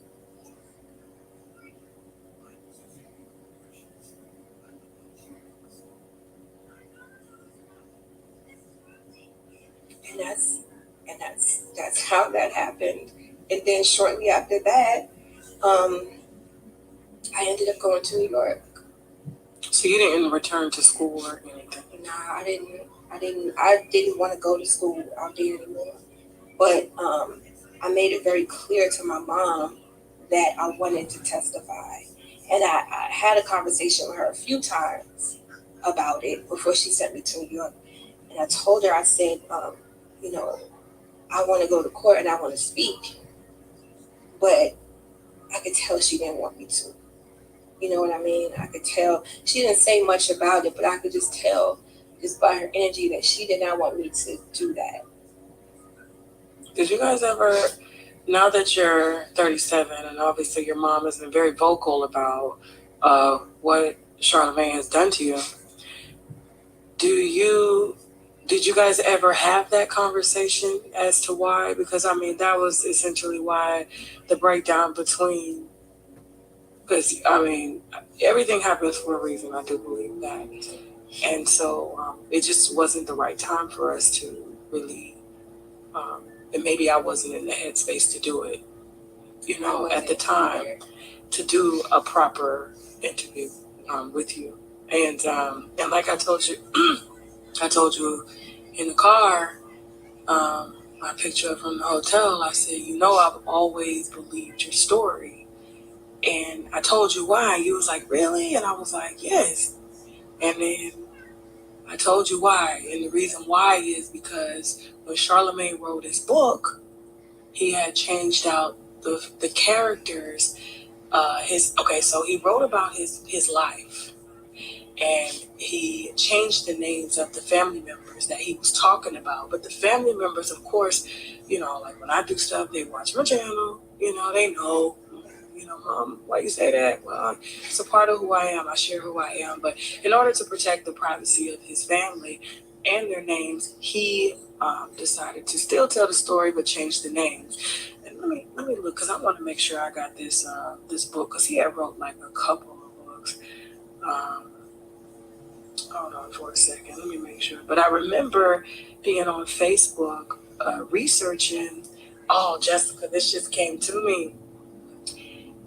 I remember being on Facebook because I was like, when I had heard your story, I said, she's not lying.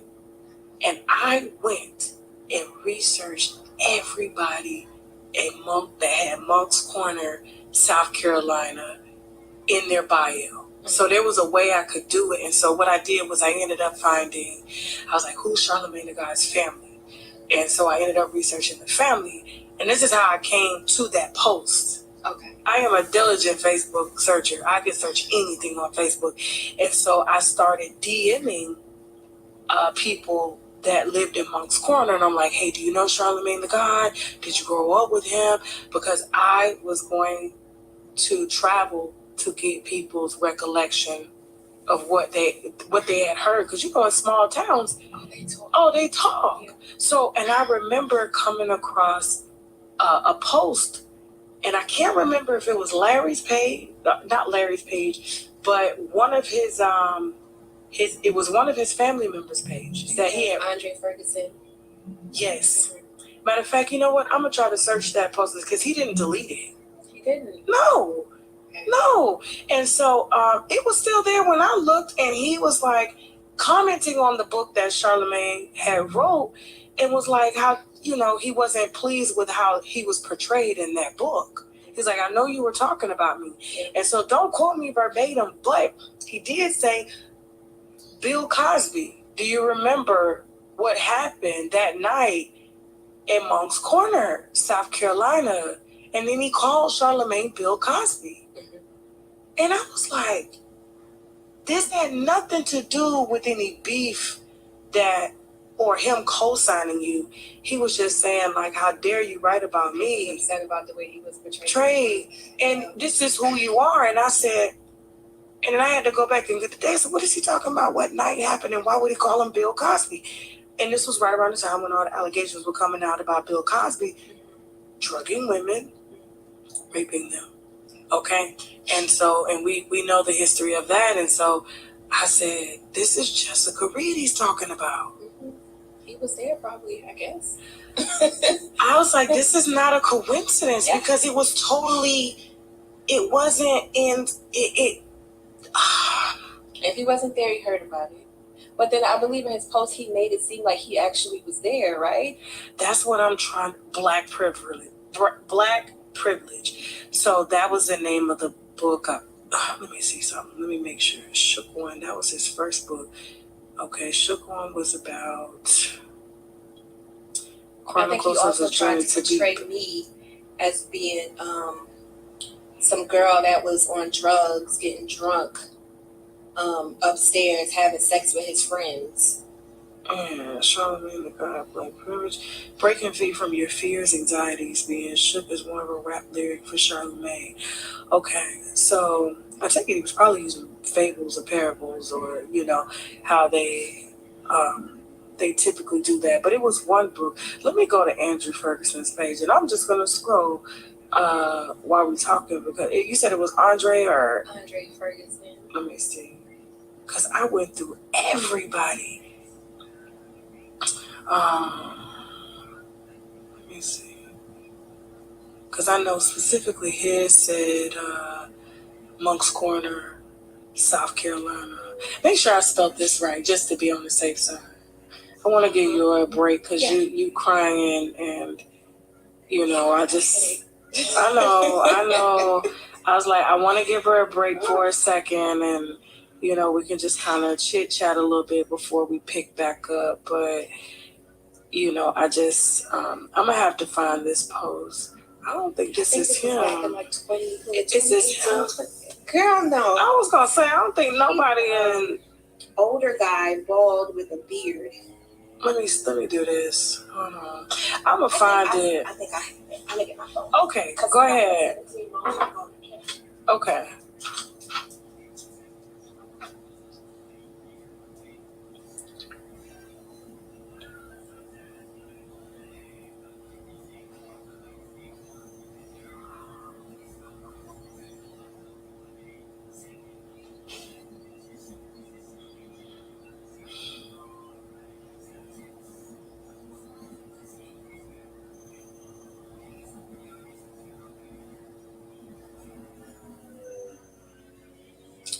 Yeah, I just wanted to give her a break, because she had been crying for so long. She got a headache from crying so much. I was like, he can't do this to me. He was like, and when I asked you to put your head up, I was like, oh God, he about to do it again. So, and I think she felt more comfortable when she went in.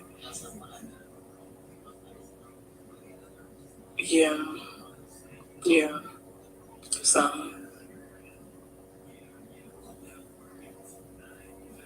I told you it was gonna be a while. Okay. When did we start recording? Okay. I want you to leave. There's only one part that needs to be cut out. Okay. I want you to leave everything in here. It's because nothing can be cut. There's only one part that needs to be cut out, and it was me mixing up the dates of Malika. And I told her, I was like, we'll cut that out, because I don't want people getting confused. Like, because I got confused for a second, and it was my fault. She was very clear, but I was just like, wait, Malika was pregnant when she was raped? Like, she was like, no, 2017. I'm thinking, but when she came out, I'm like, she was pregnant. You know what I'm saying? I was so confused. And so, it can't appear. Matter of fact, I don't even want no ads in this. This is going on YouTube as is. Boom. Okay. So She going to look for the text message real quick. So.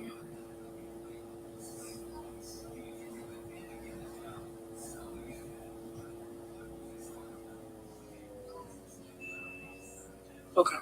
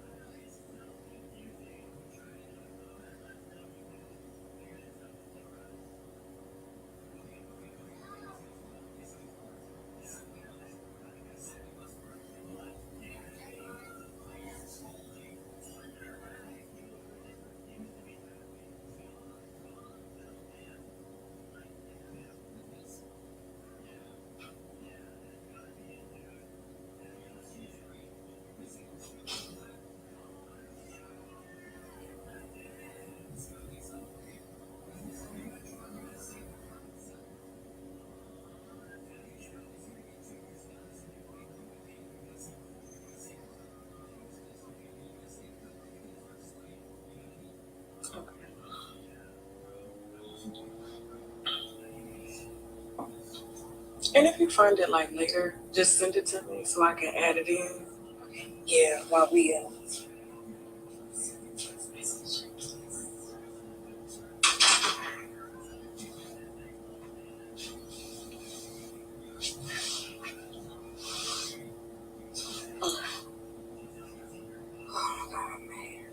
don't know. How do you feel though, besides your hair? I feel good. Okay. I feel I'll like get you it's very therapeutic being able to where the hell? Can I sit this here? Yeah. Being able to just talk about it and just to And I know, like I said, I know it's redundant, like, cause you like, I gotta keep telling the story, but this will probably be the last time, to be honest with you. I believe so.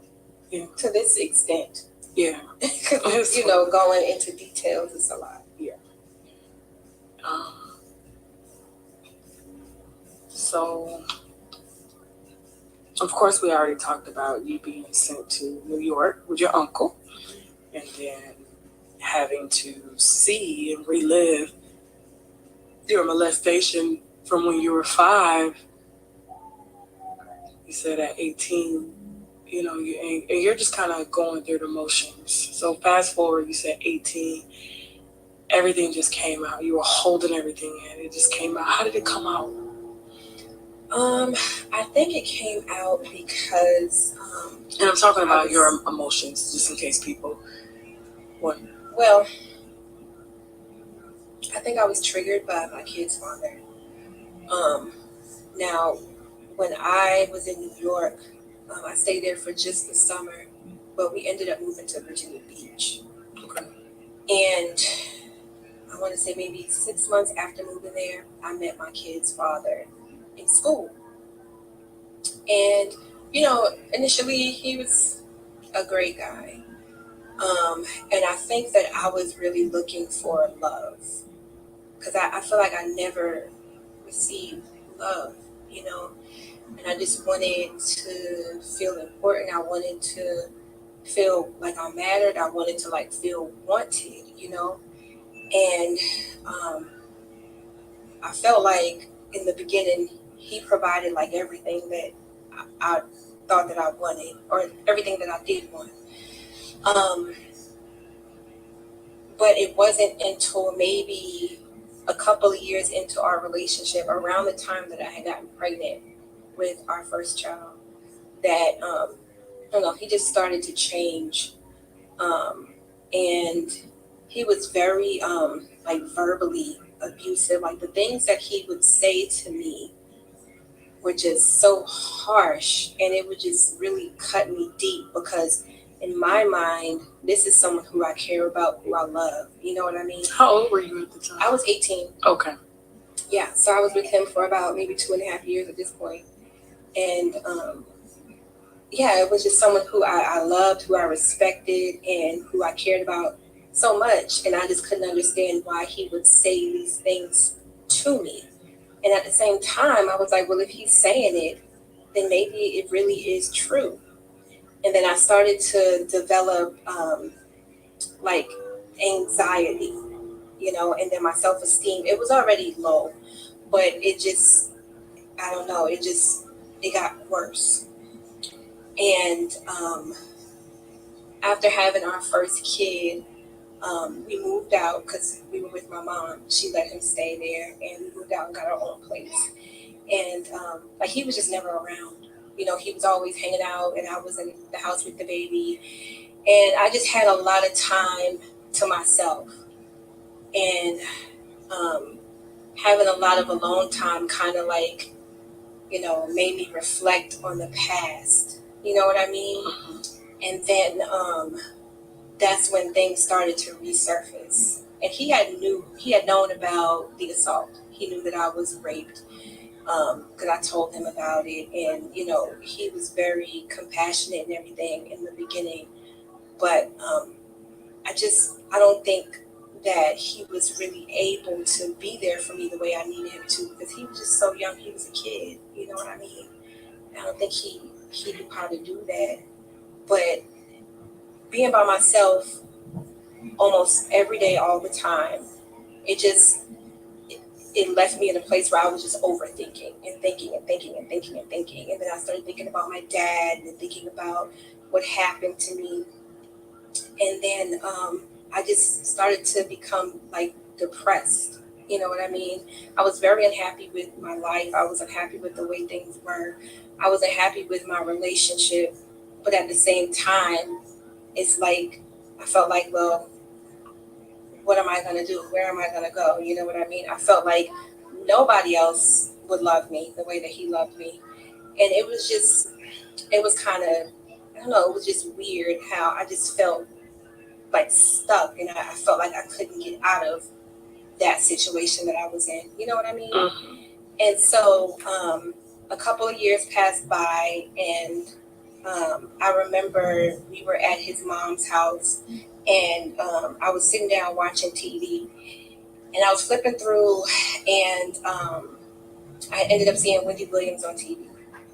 And I was watching Wendy Williams for a little bit, and then the cameraman like peered to the right, and then I saw Charlamagne's face. And I was like, what? Because even though I hadn't testified in court, I always thought that they had enough evidence to put him in jail, and that he would register as a sex offender, and that he would not be in a position to where he can get a job like that. You know what I mean? Mm-hmm. Because, at this point, my mom hadn't really had a conversation with me about what happened with my court case. Right. And so I would ask her all the time, what happened? When am I going to go to court and speak? And she kind of just swept it under the rug. And so I eventually ended up thinking that maybe they didn't need me, maybe they had all they needed, and he just ended up going to jail. Because you hadn't seen him since that night. I hadn't heard from any attorneys because my mom was dealing with everyone. Okay. So I just thought that, hey, maybe he spent some time in jail, or maybe he still is in jail. I wasn't sure. But seeing him on TV really confused me, and then it triggered me, And then that's when things really like hit the fan. And that's when I kind of started to spiral downward. And that's when, shortly after that I started to experience like the flashbacks of that night. And that's when I started having the intimacy issues. Because prior to that, I was fine. But after seeing him and it triggering me, it kind of brought me back to that place where I was kind of like, this little girl who was just helpless and taken advantage of. And so anytime that I did try to be intimate with my kid's father, I just couldn't do it. I couldn't do it. It would be a lot of pain. And I had never experienced this before until that trigger. It would be a lot of pain there. I remember sometimes us trying to engage, and then I would start crying because I could like literally just like see it happening all over again in my mind. And so I became. I understand exactly what you're talking about. I became even more depressed than I was because dealing with my kid's father was just tumultuous, and you know, the verbal abuse and then the lies and just everything that came with being with him. And then he was, you know, physical with me a couple of times as well. So I was dealing with that, and then now seeing Charlemagne on TV, and that just caused things to just get even worse. And so I kind of just shut down. I shut down, and I ended up just staying to myself. And I was already always home anyway, but it came to a point where I wasn't even communicating with like my family, and I just really, really shut down because then I started to feel like, okay, why weren't these people there for me when I needed them? And then the abandonment issues, you know what I mean? And all of that stuff started to happen. Then I was really upset with my mom. And I know I went to her a couple of times after seeing Charlemagne and telling her that I saw him on TV, and she didn't want to talk about it. And so, you know, I really felt like, I just felt alone. I felt like no one had my back. I felt like I was unprotected. You know what I mean? And it was really hard for me. And so, I don't know, I was really, really, really depressed, and I developed social anxiety. I developed like, I don't know, my hands would just shake really bad. And then every time I would get a flashback, like, I don't know how to describe it, but like my mouth would like twitch. You know what I mean? Yeah. And it was just really weird. And I was going through all of these different things. And I even like thought about just like ending my life a few times. You know what I mean? Because I was just really, really, really unhappy. And how old's your baby at this time? oh, this is like when my youngest was maybe 10. So by this time, when all of this happened, I had probably had maybe 3 children by this time. Okay. Mm-hmm. Okay. Yeah. So, yeah, and I remember just like feeling so bad one day to the point where I ended up taking some pills. I can't remember what I took. I took some pills, and then I washed it down with some alcohol. And after I took the pills, I started to, you know, tell myself like, okay, you shouldn't have done that. And immediately I ran to my children's father, and I told him, I said, you know, I told him what I did.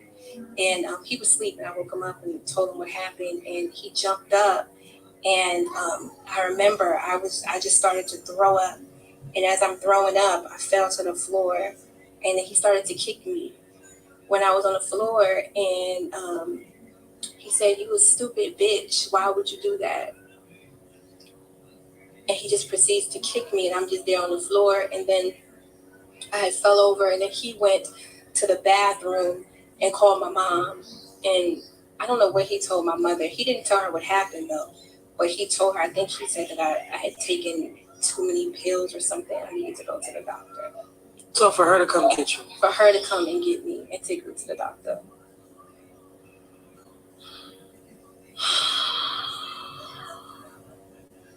Yeah.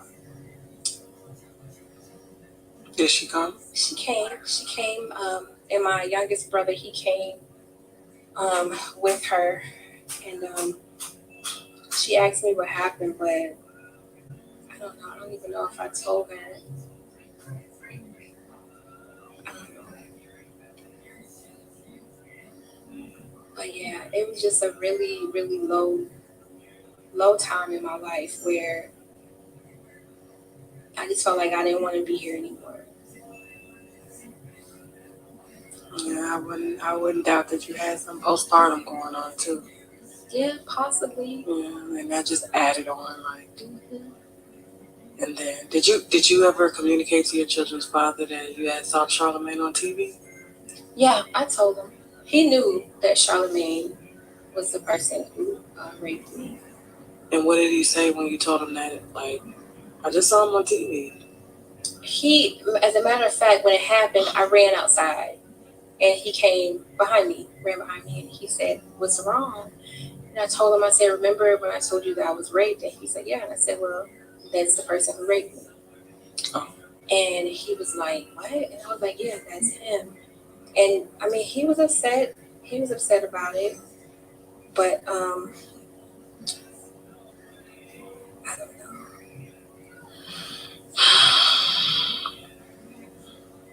So when you did, like, you tried to call your mom, you told him that he was on TV. What did she say? I don't remember exactly what she said. I just know that she was really dismissive about it. Like, she did not want to talk about it. She did not. She acted like she didn't have any information whatsoever about what happened, when she knows what happened. You know what I'm saying? She knows that they needed me there, and because I wasn't there,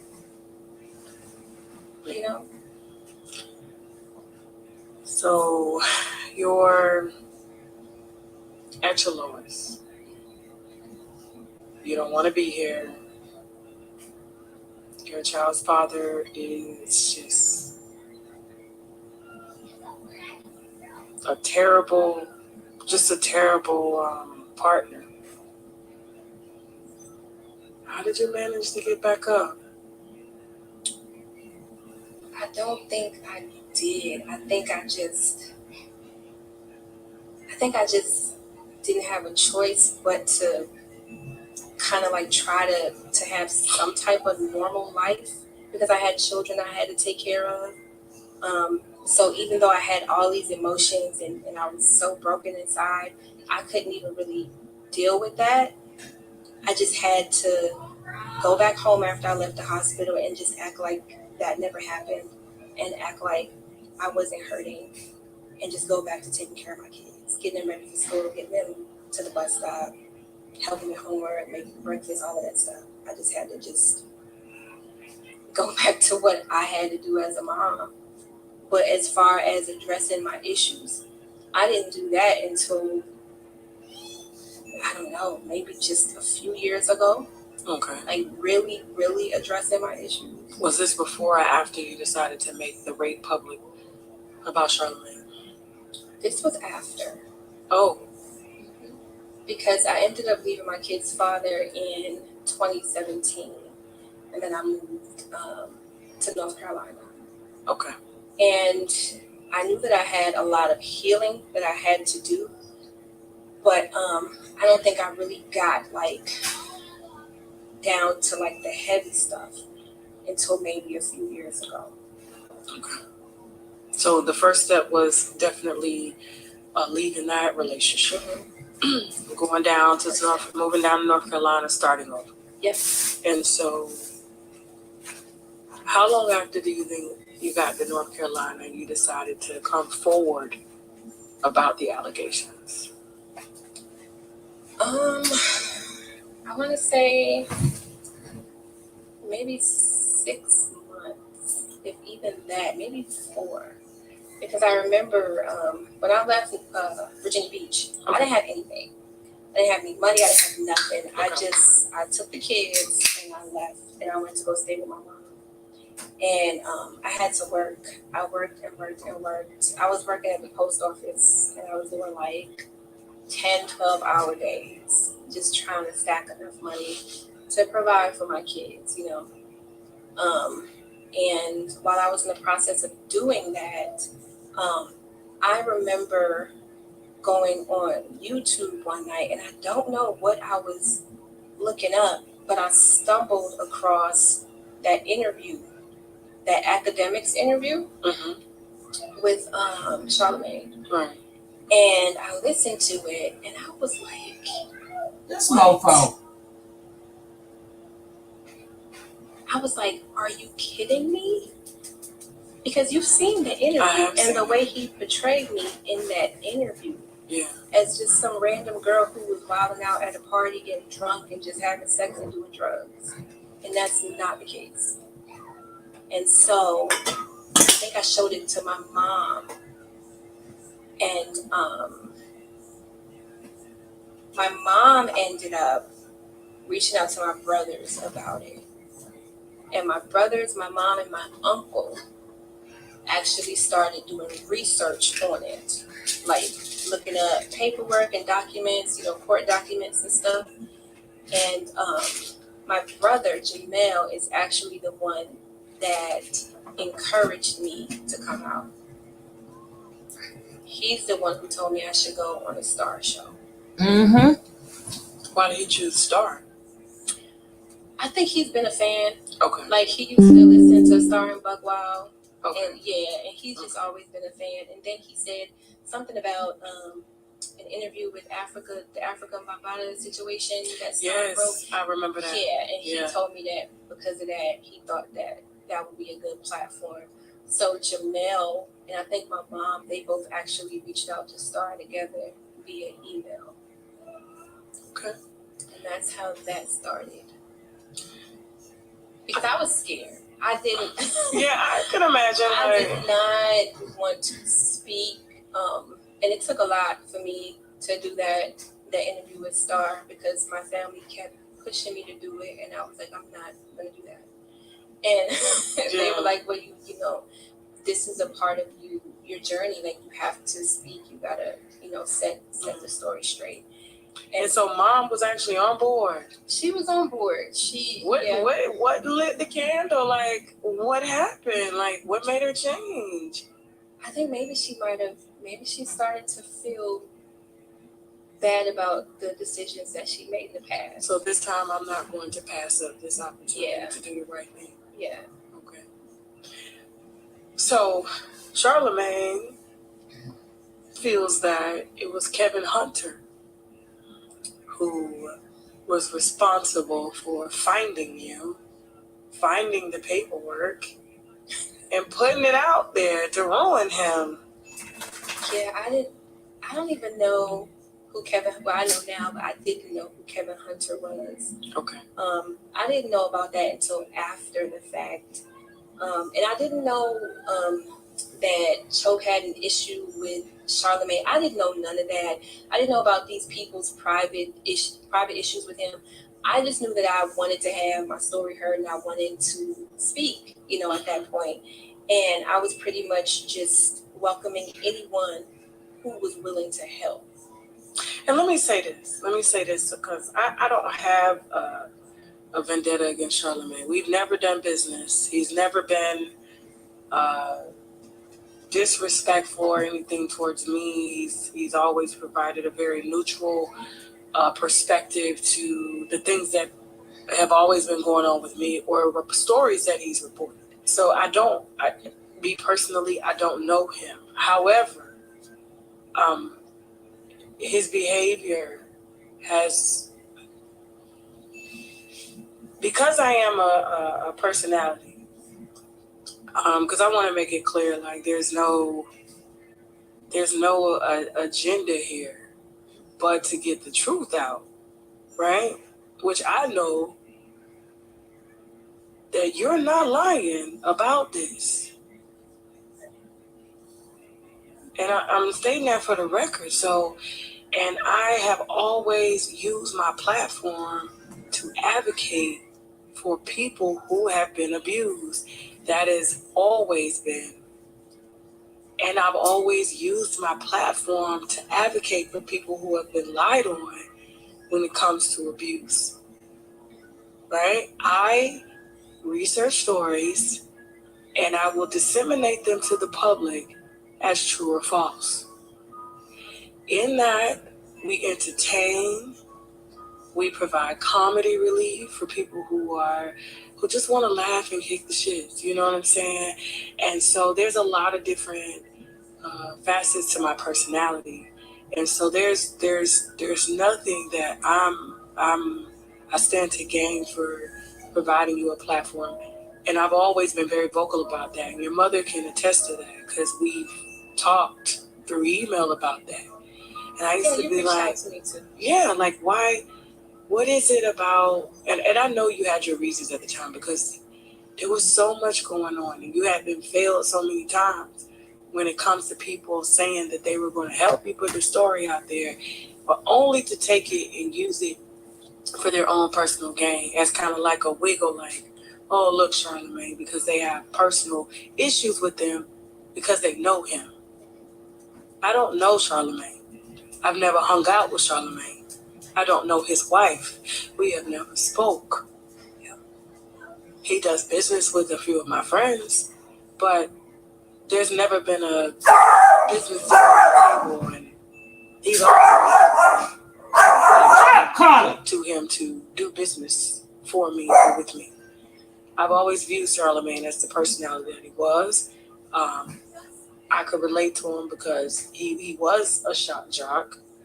I respected the work up until I never the respect story the came out. work. And then when people would take the clips to show that he has talked about drugging women before, even his own wife, who, in my opinion, this is some sick, fucking twisted shit. Yep. Looks like you. Yep. And her name is Jessica. Wow. And as a wife and a mother to 2 daughters, she has been by this man for X amount of years while he sat on a public platform and disrespected women. Yep. And came and assaulted women, whether it was verbally, want to smell the chair, and bragged about drugging women on air. Yep. Only for her to come out to say that, well, I've done it, he's done it to me, and made it like it was okay. And then Angela Yee, as a woman, now I've always expressed my issues with Angela Yee because I felt like it was very weak of her to be surrounded by 2 men, but as a woman, she can't use that seat to advocate for women. Not that it's her responsibility, but you're clearly sitting next to a misogynist, 2 misogynists, but one happens to be a pervert and he's proud of it. One happens to be a man who has bragged about sexually assaulting women and drugging women and putting things in their drinks, just like Bill Cosby, and she says nothing. And when the receipts were pulled and they're going after YouTubers, I watched it. They're going after YouTubers to take the clips down saying this is iHeart copyright, because guess what? iHeart is now a liability. So is, I believe, Revolt is somehow mixed up in the contract for the Breakfast Club. And they're cleaning this shit up. And as a woman, she sat there and allowed Charlamagne's wife to come in to confirm the very shit you're sitting here talking about today. And it's been swept under the rug. Why? Because you're a black woman. You're not important enough. And frankly, people around him haven't held him accountable. And so now there's been a stark contrast in his demeanor now. All of a sudden, he respects women on the Breakfast Club because he lost a show on HBO. And he wants to say that it has something to do with Kevin Hunter. No, that has something to do with the Attorney General that wrote a letter in my behalf to HBO. That's why he lost that deal. It's called distraction, right? And so, as a woman who has been assaulted herself, these stories hit very dear to me. And I'm not I don't take pleasure in accusing men of doing things that they did not do. But there is plenty of documentation since 2001 that states you were the one responsible for what happened to this woman. And the reason I'm looking at this camera is because I want people to be very clear. Like this is November. This has nothing to do. And I've been very vocal about that shit. Because now you're not the creep anymore on air. That's what made him popular. It was being a creep. It was being misogynistic. It was being an asshole. It was being an ugly asshole. Yep. And then social media does what social media does. And they go and they pull the receipts, and all they do is they try to take it down and bury your story. And yes, he lost that one show, but and he decides that I'm going to advocate for mental health because I've had mental health issues. And I believe his mental health stems from all of the people you violated. Tell That it. shit comes back to haunt you because Tell you're on it. a platform Tell it. that you know one day you're going to have to answer, because I'm sure you're not the only one. Tell it. You're just right now the brave one. Yeah. Because he's bragged about it over and over and over again. So this ain't got nothing to do. There's no lawsuit. There's no discussion of, and you were very intentional about that when you came out, that you did not want to sue him. You wanted justice. Right. But unfortunately, people who have personal vendettas against Charlemagne, they want to go out and get lawyers and initiate lawsuits, and that falls through. He's bragging about getting a payday. And you're being re-victimized over and over again, and your story is just getting buried and buried while his star power goes up. Charlemagne does not deserve the platform that he has. I agree. Is it too late to file any charges?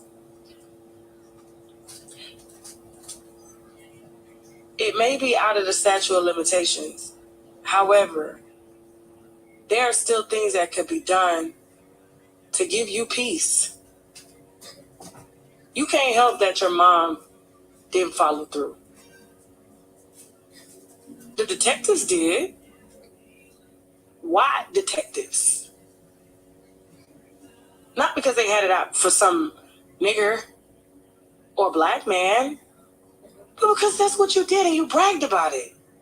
And it didn't take a rocket scientist to pull you saying the very things that she's accused you of. And all of a sudden, and they pulled this after she came out.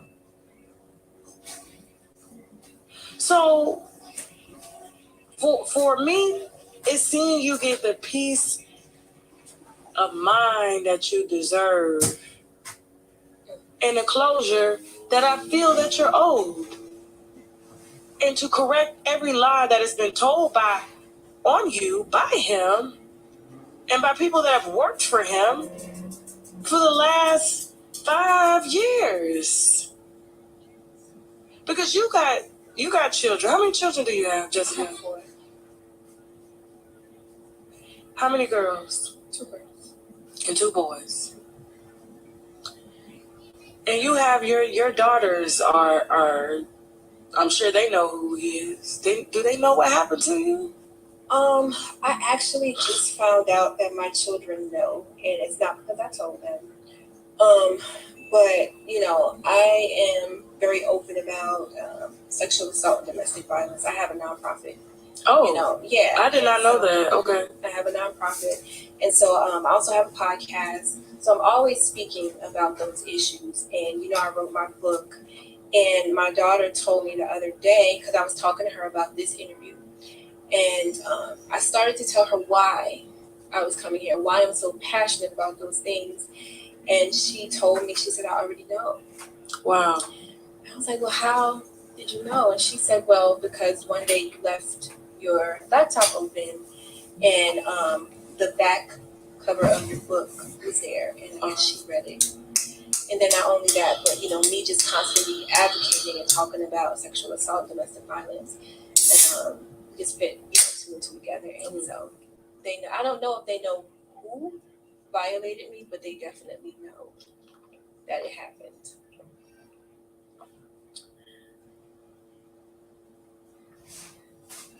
No one knew that you were coming here today.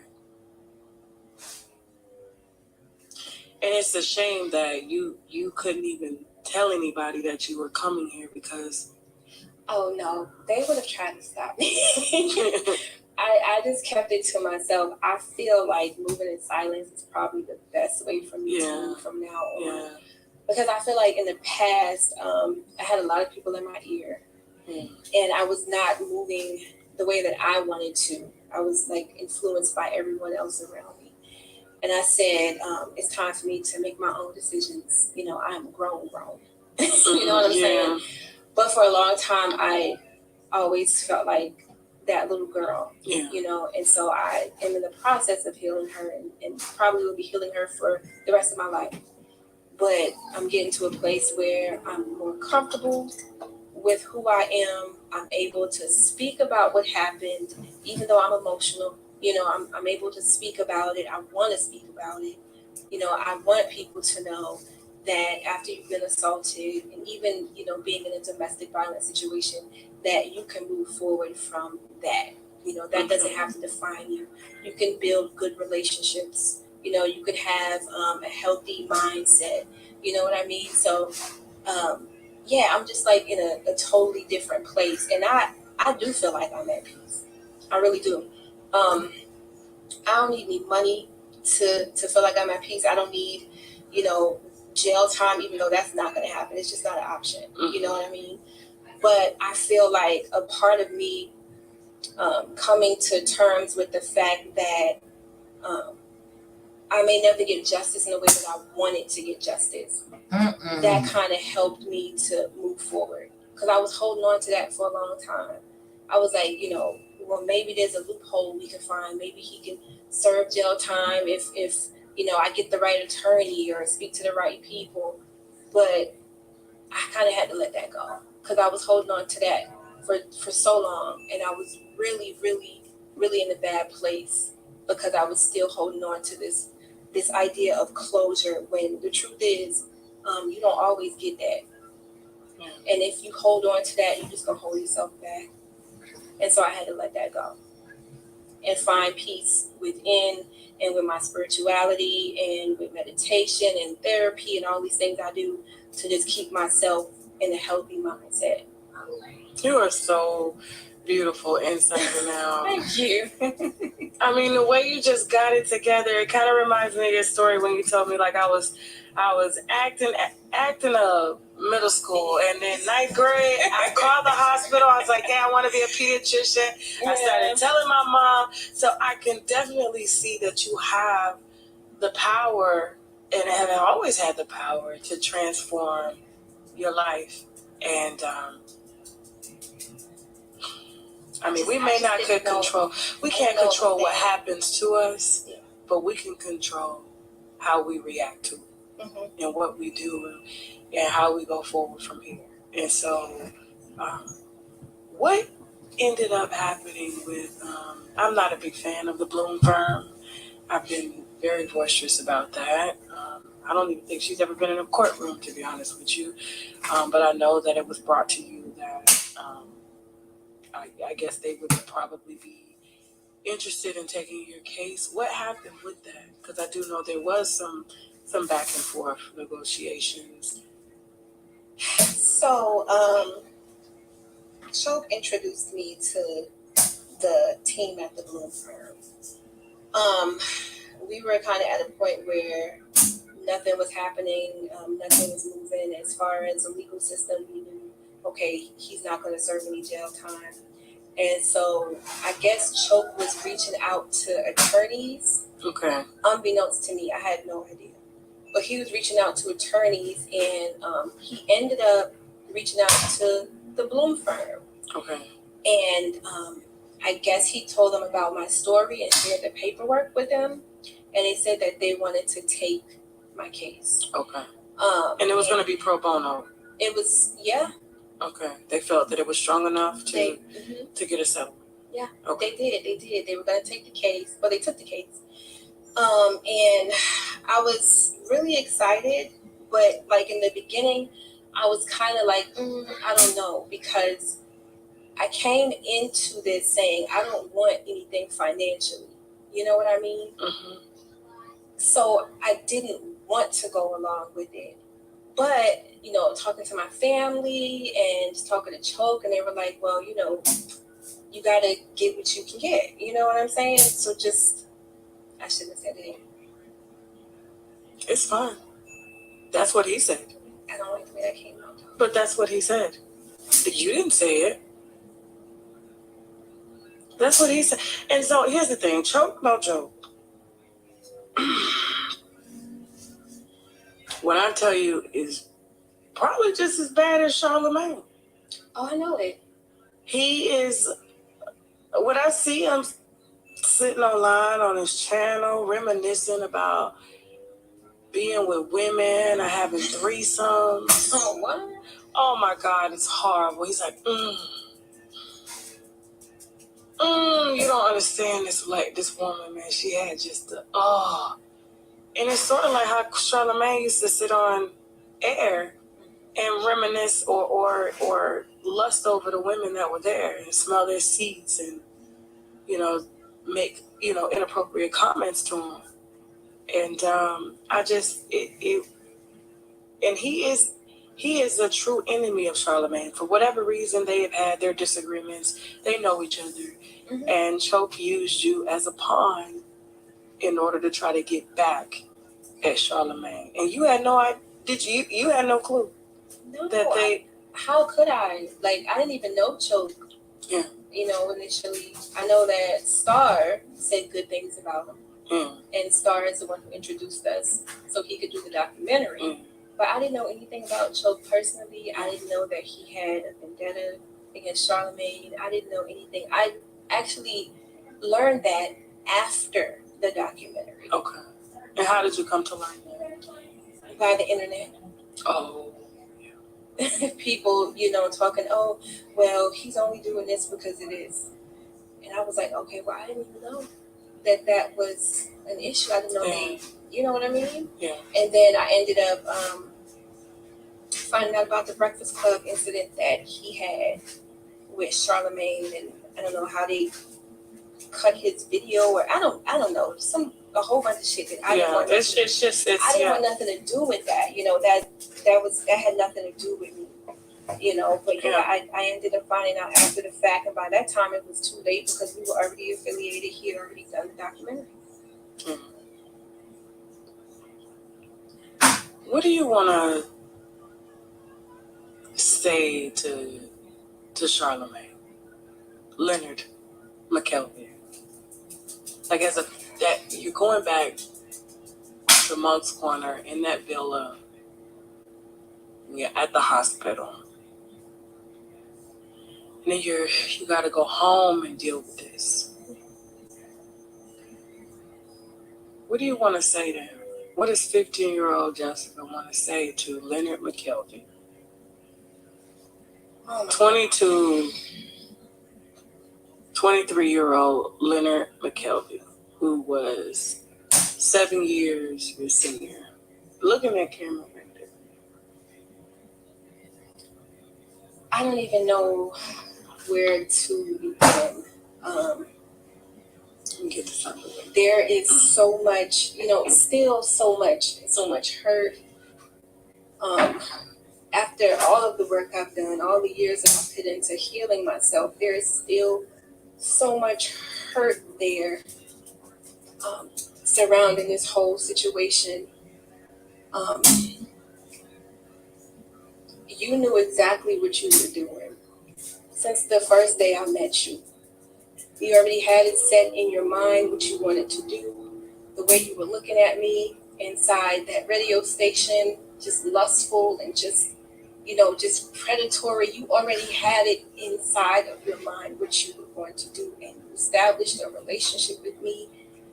You gained my trust. You called me your little sister. You built a relationship with me so that I could trust in you and let my guard down, and that's exactly what I did. I was at 15, you're not thinking shame. Someone's out to hurt you. You're Shame. Thinking, okay, this is someone genuine. They want to be my friend. Shame. But that wasn't the case. Shame. Shame. And you invited me to your birthday party, knowing what your intentions were. Jesus. You invited me there to violate me and to take advantage of me. And to have your friends I know, Miss Reid. take advantage of me. I was 15 You sure years did. old. I was a little fucking girl. I was a child. That is so disgusting. To have those thoughts about a kid. You were a grown fucking man. And I can't stop. I have no idea how my life has changed after that incident. Relationships with my family have fallen apart. Romantic relationships. It's so difficult for me to get into a relationship now. I'm still having to work on trust.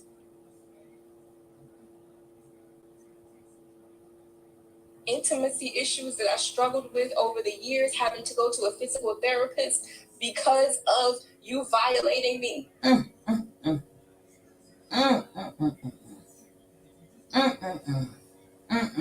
then you get on your radio show, you get on TV, and you lie, and you act like you're someone you're not. But you know exactly what happened that night. You know that I was not some wild girl getting drunk and getting high and hanging out with your friends. That was not the case. You know exactly what happened.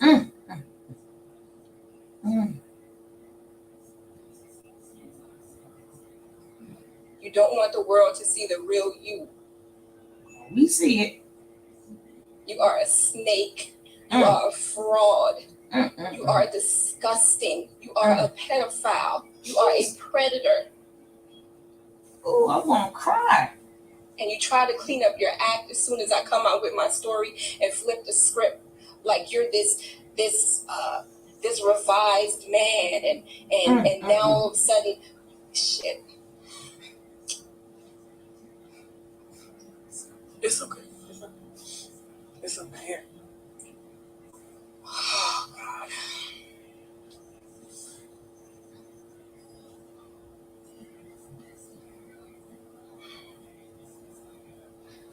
My head felt like it's about to fucking explode. I know.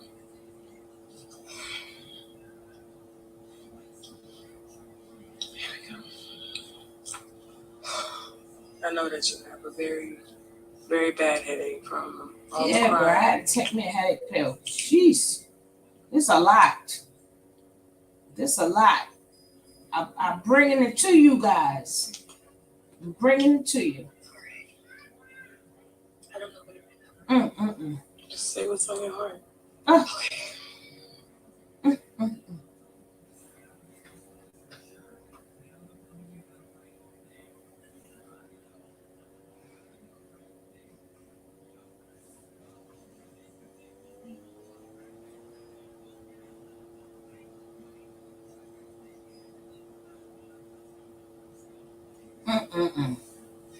Have mercy.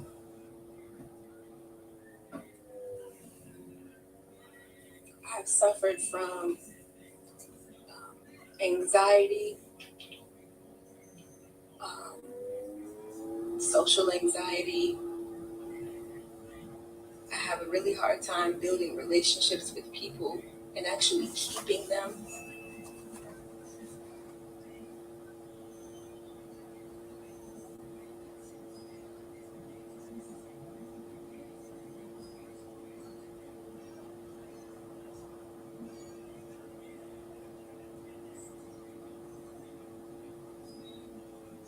I still have flashbacks.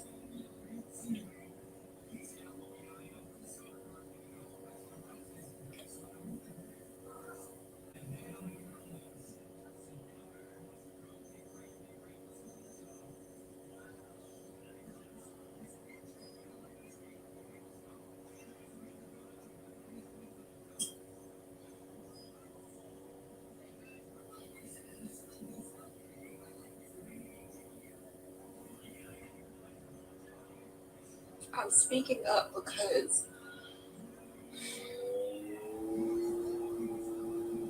I have to take my power back.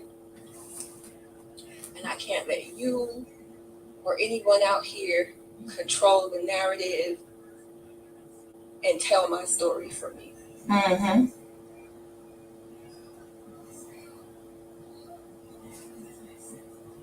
tired of people speaking on my life as if they went through it.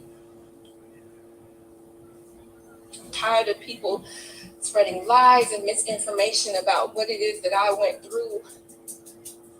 You don't know how difficult it is to just wake up every day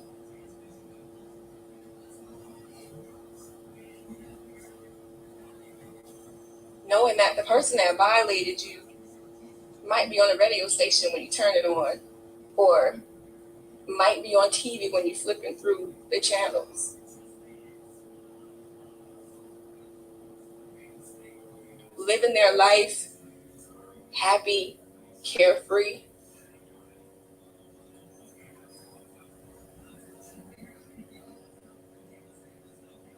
While you sit at home and you struggle every day. Sometimes you struggle to get out of bed. And you search for some sense of peace and some sense of happiness.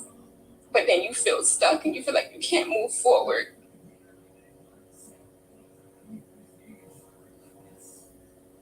You have no idea how it feels to not trust people to the point where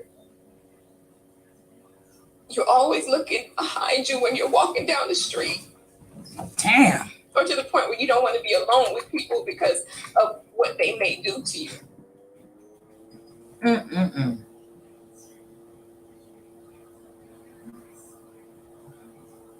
I have struggled year after year after year, just trying to put myself back together. I have been so fucking broken.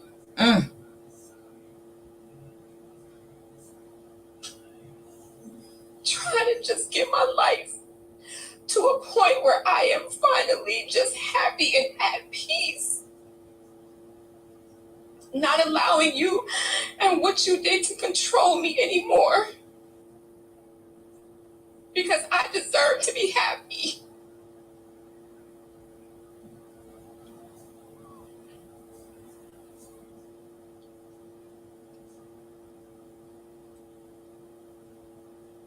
The truth is out there, no matter how hard you try to dismiss it, no matter how you try to clean it up, the truth is out there. And I am here and I'm not going anywhere. I'm going to keep on speaking. Speak, girl. Speak. I'm going to keep on telling my story.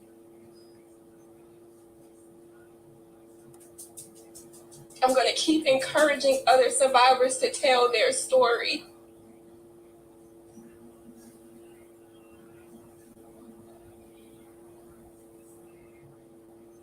I'm taking back my power. I'm taking back everything that you took from me that night.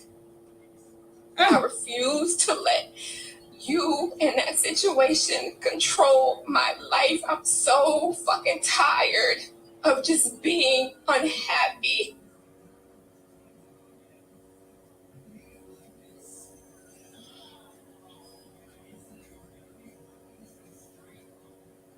I'm so tired of just being so anxious, and I'm just so tired of the anxiety attacks and the panic attacks and everything that came with what happened that night. I'm so tired of it.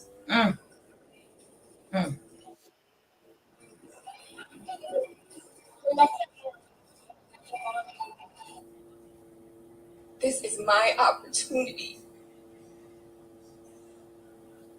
to speak my truth. And I'm so grateful to have it.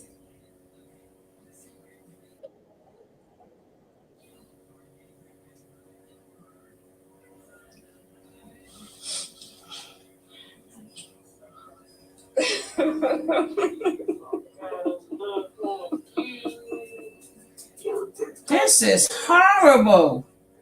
Trigger warnings, trigger warnings, trigger warnings. But this is horrible. Horrible. Don't say I don't bring y'all the news, guys. Hopefully they don't take the channel, but this for y'all. Oh God. Hopefully she don't come after me, but I had to get this to you guys. I had to. This is Jesus. You've been crying, and it's been. Girl, you got me crying. Shoot. 3 hours. Got me crying. Just 3 hours? Probably 3.5.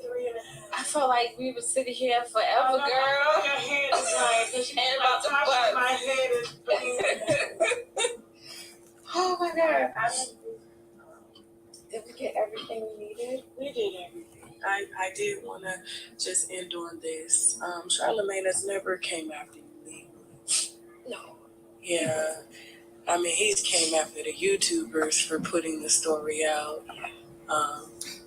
And he knows I'm the one that, you know, I like a challenge. And so your story will not be cut. Your story will not be rearranged. We will keep all the original footage, okay? And I 1000% will stand behind you. And he hasn't came after you legally since 2017 because he has lost a TV show with HBO. And you would think somebody would want, get back for that. But he cannot challenge you. Yeah. Because this is all public record. And he damn sure can't challenge me. And so this video is going to be up, unedited. And this is your story, not mine. This is your story. And I am honored to lend you my platform. I'm honored for you to be. Whoa. That was the end of it. Yes, it was a very long interview, but I didn't want to keep stopping it. And I just wanted her to tell her story, and I wanted you guys to hear it throughout. But at some point I had to go, oh my God. I was trying to keep quiet through the whole thing because, like I said, this was really heartbreaking and heart-wrenching. This was like it hit you to the core. So I would have messed up the video just by stopping and talking and stopping and talking. I just wanted you guys just to hear everything. Well, Nick is the only one that heard everything. Nick is the only one that heard everything. I believe she was the first one to hear. Whoever else will have to catch it from the beginning. I hope this video was able to stay up. Hopefully they don't strike the video. Hopefully it's able to stay up. Hopefully women, if you know any women that need help, help them. A lot of women are going through this. A lot of kids are going through this. A lot of kids go places because you gotta remember, 17 and 19, it may not be that far apart. It's only 2 years. But one is still legal, one is still illegal. One is still of age, one is still underage. So a 17-year-old may be cool with a 19-year-old. That 19-year-old is cool with 21, 23, going further up. And what they did to that young lady was horrible. And then he just laughed it off.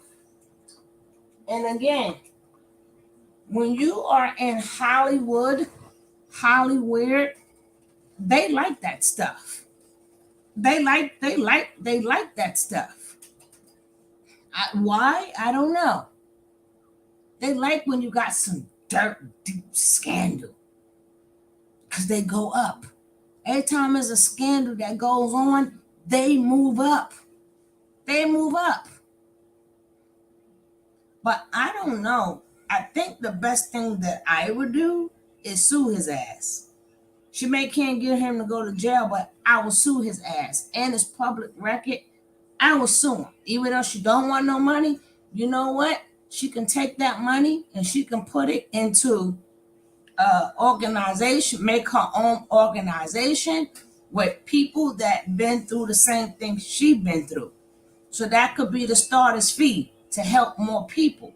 In her mind, she's saying, if I take this People may think that's it's not real. No, it's real. And a lot of people need help. And it's up to her to sue his ass. And maybe she can help some other people. Like I said, hopefully they don't, his people, maybe I should take his name out the title. Maybe I might take his name out the title. I just might do that because we don't need for them to come after this. But whoever was here heard it. Hopefully other people can hear it. They don't mess with it. But, I got to get to the next video. I told you guys, I got time now. I got some time. So I got a lot of making up to do. So I'm going over to the other side for a little bit and see what I'm going to do over there. But you know what, guys? This is a sad interview. And thank you and you and you and you and you and you and all of you guys for being here. And if you like this video, hit that like. If you want to subscribe to the channel, hit that subscribe. And if you'd like to leave a comment, don't forget to leave a comment down below because I would like to hear what you have to say. All right, guys, I am out of here. Peace. Catch you on the other side.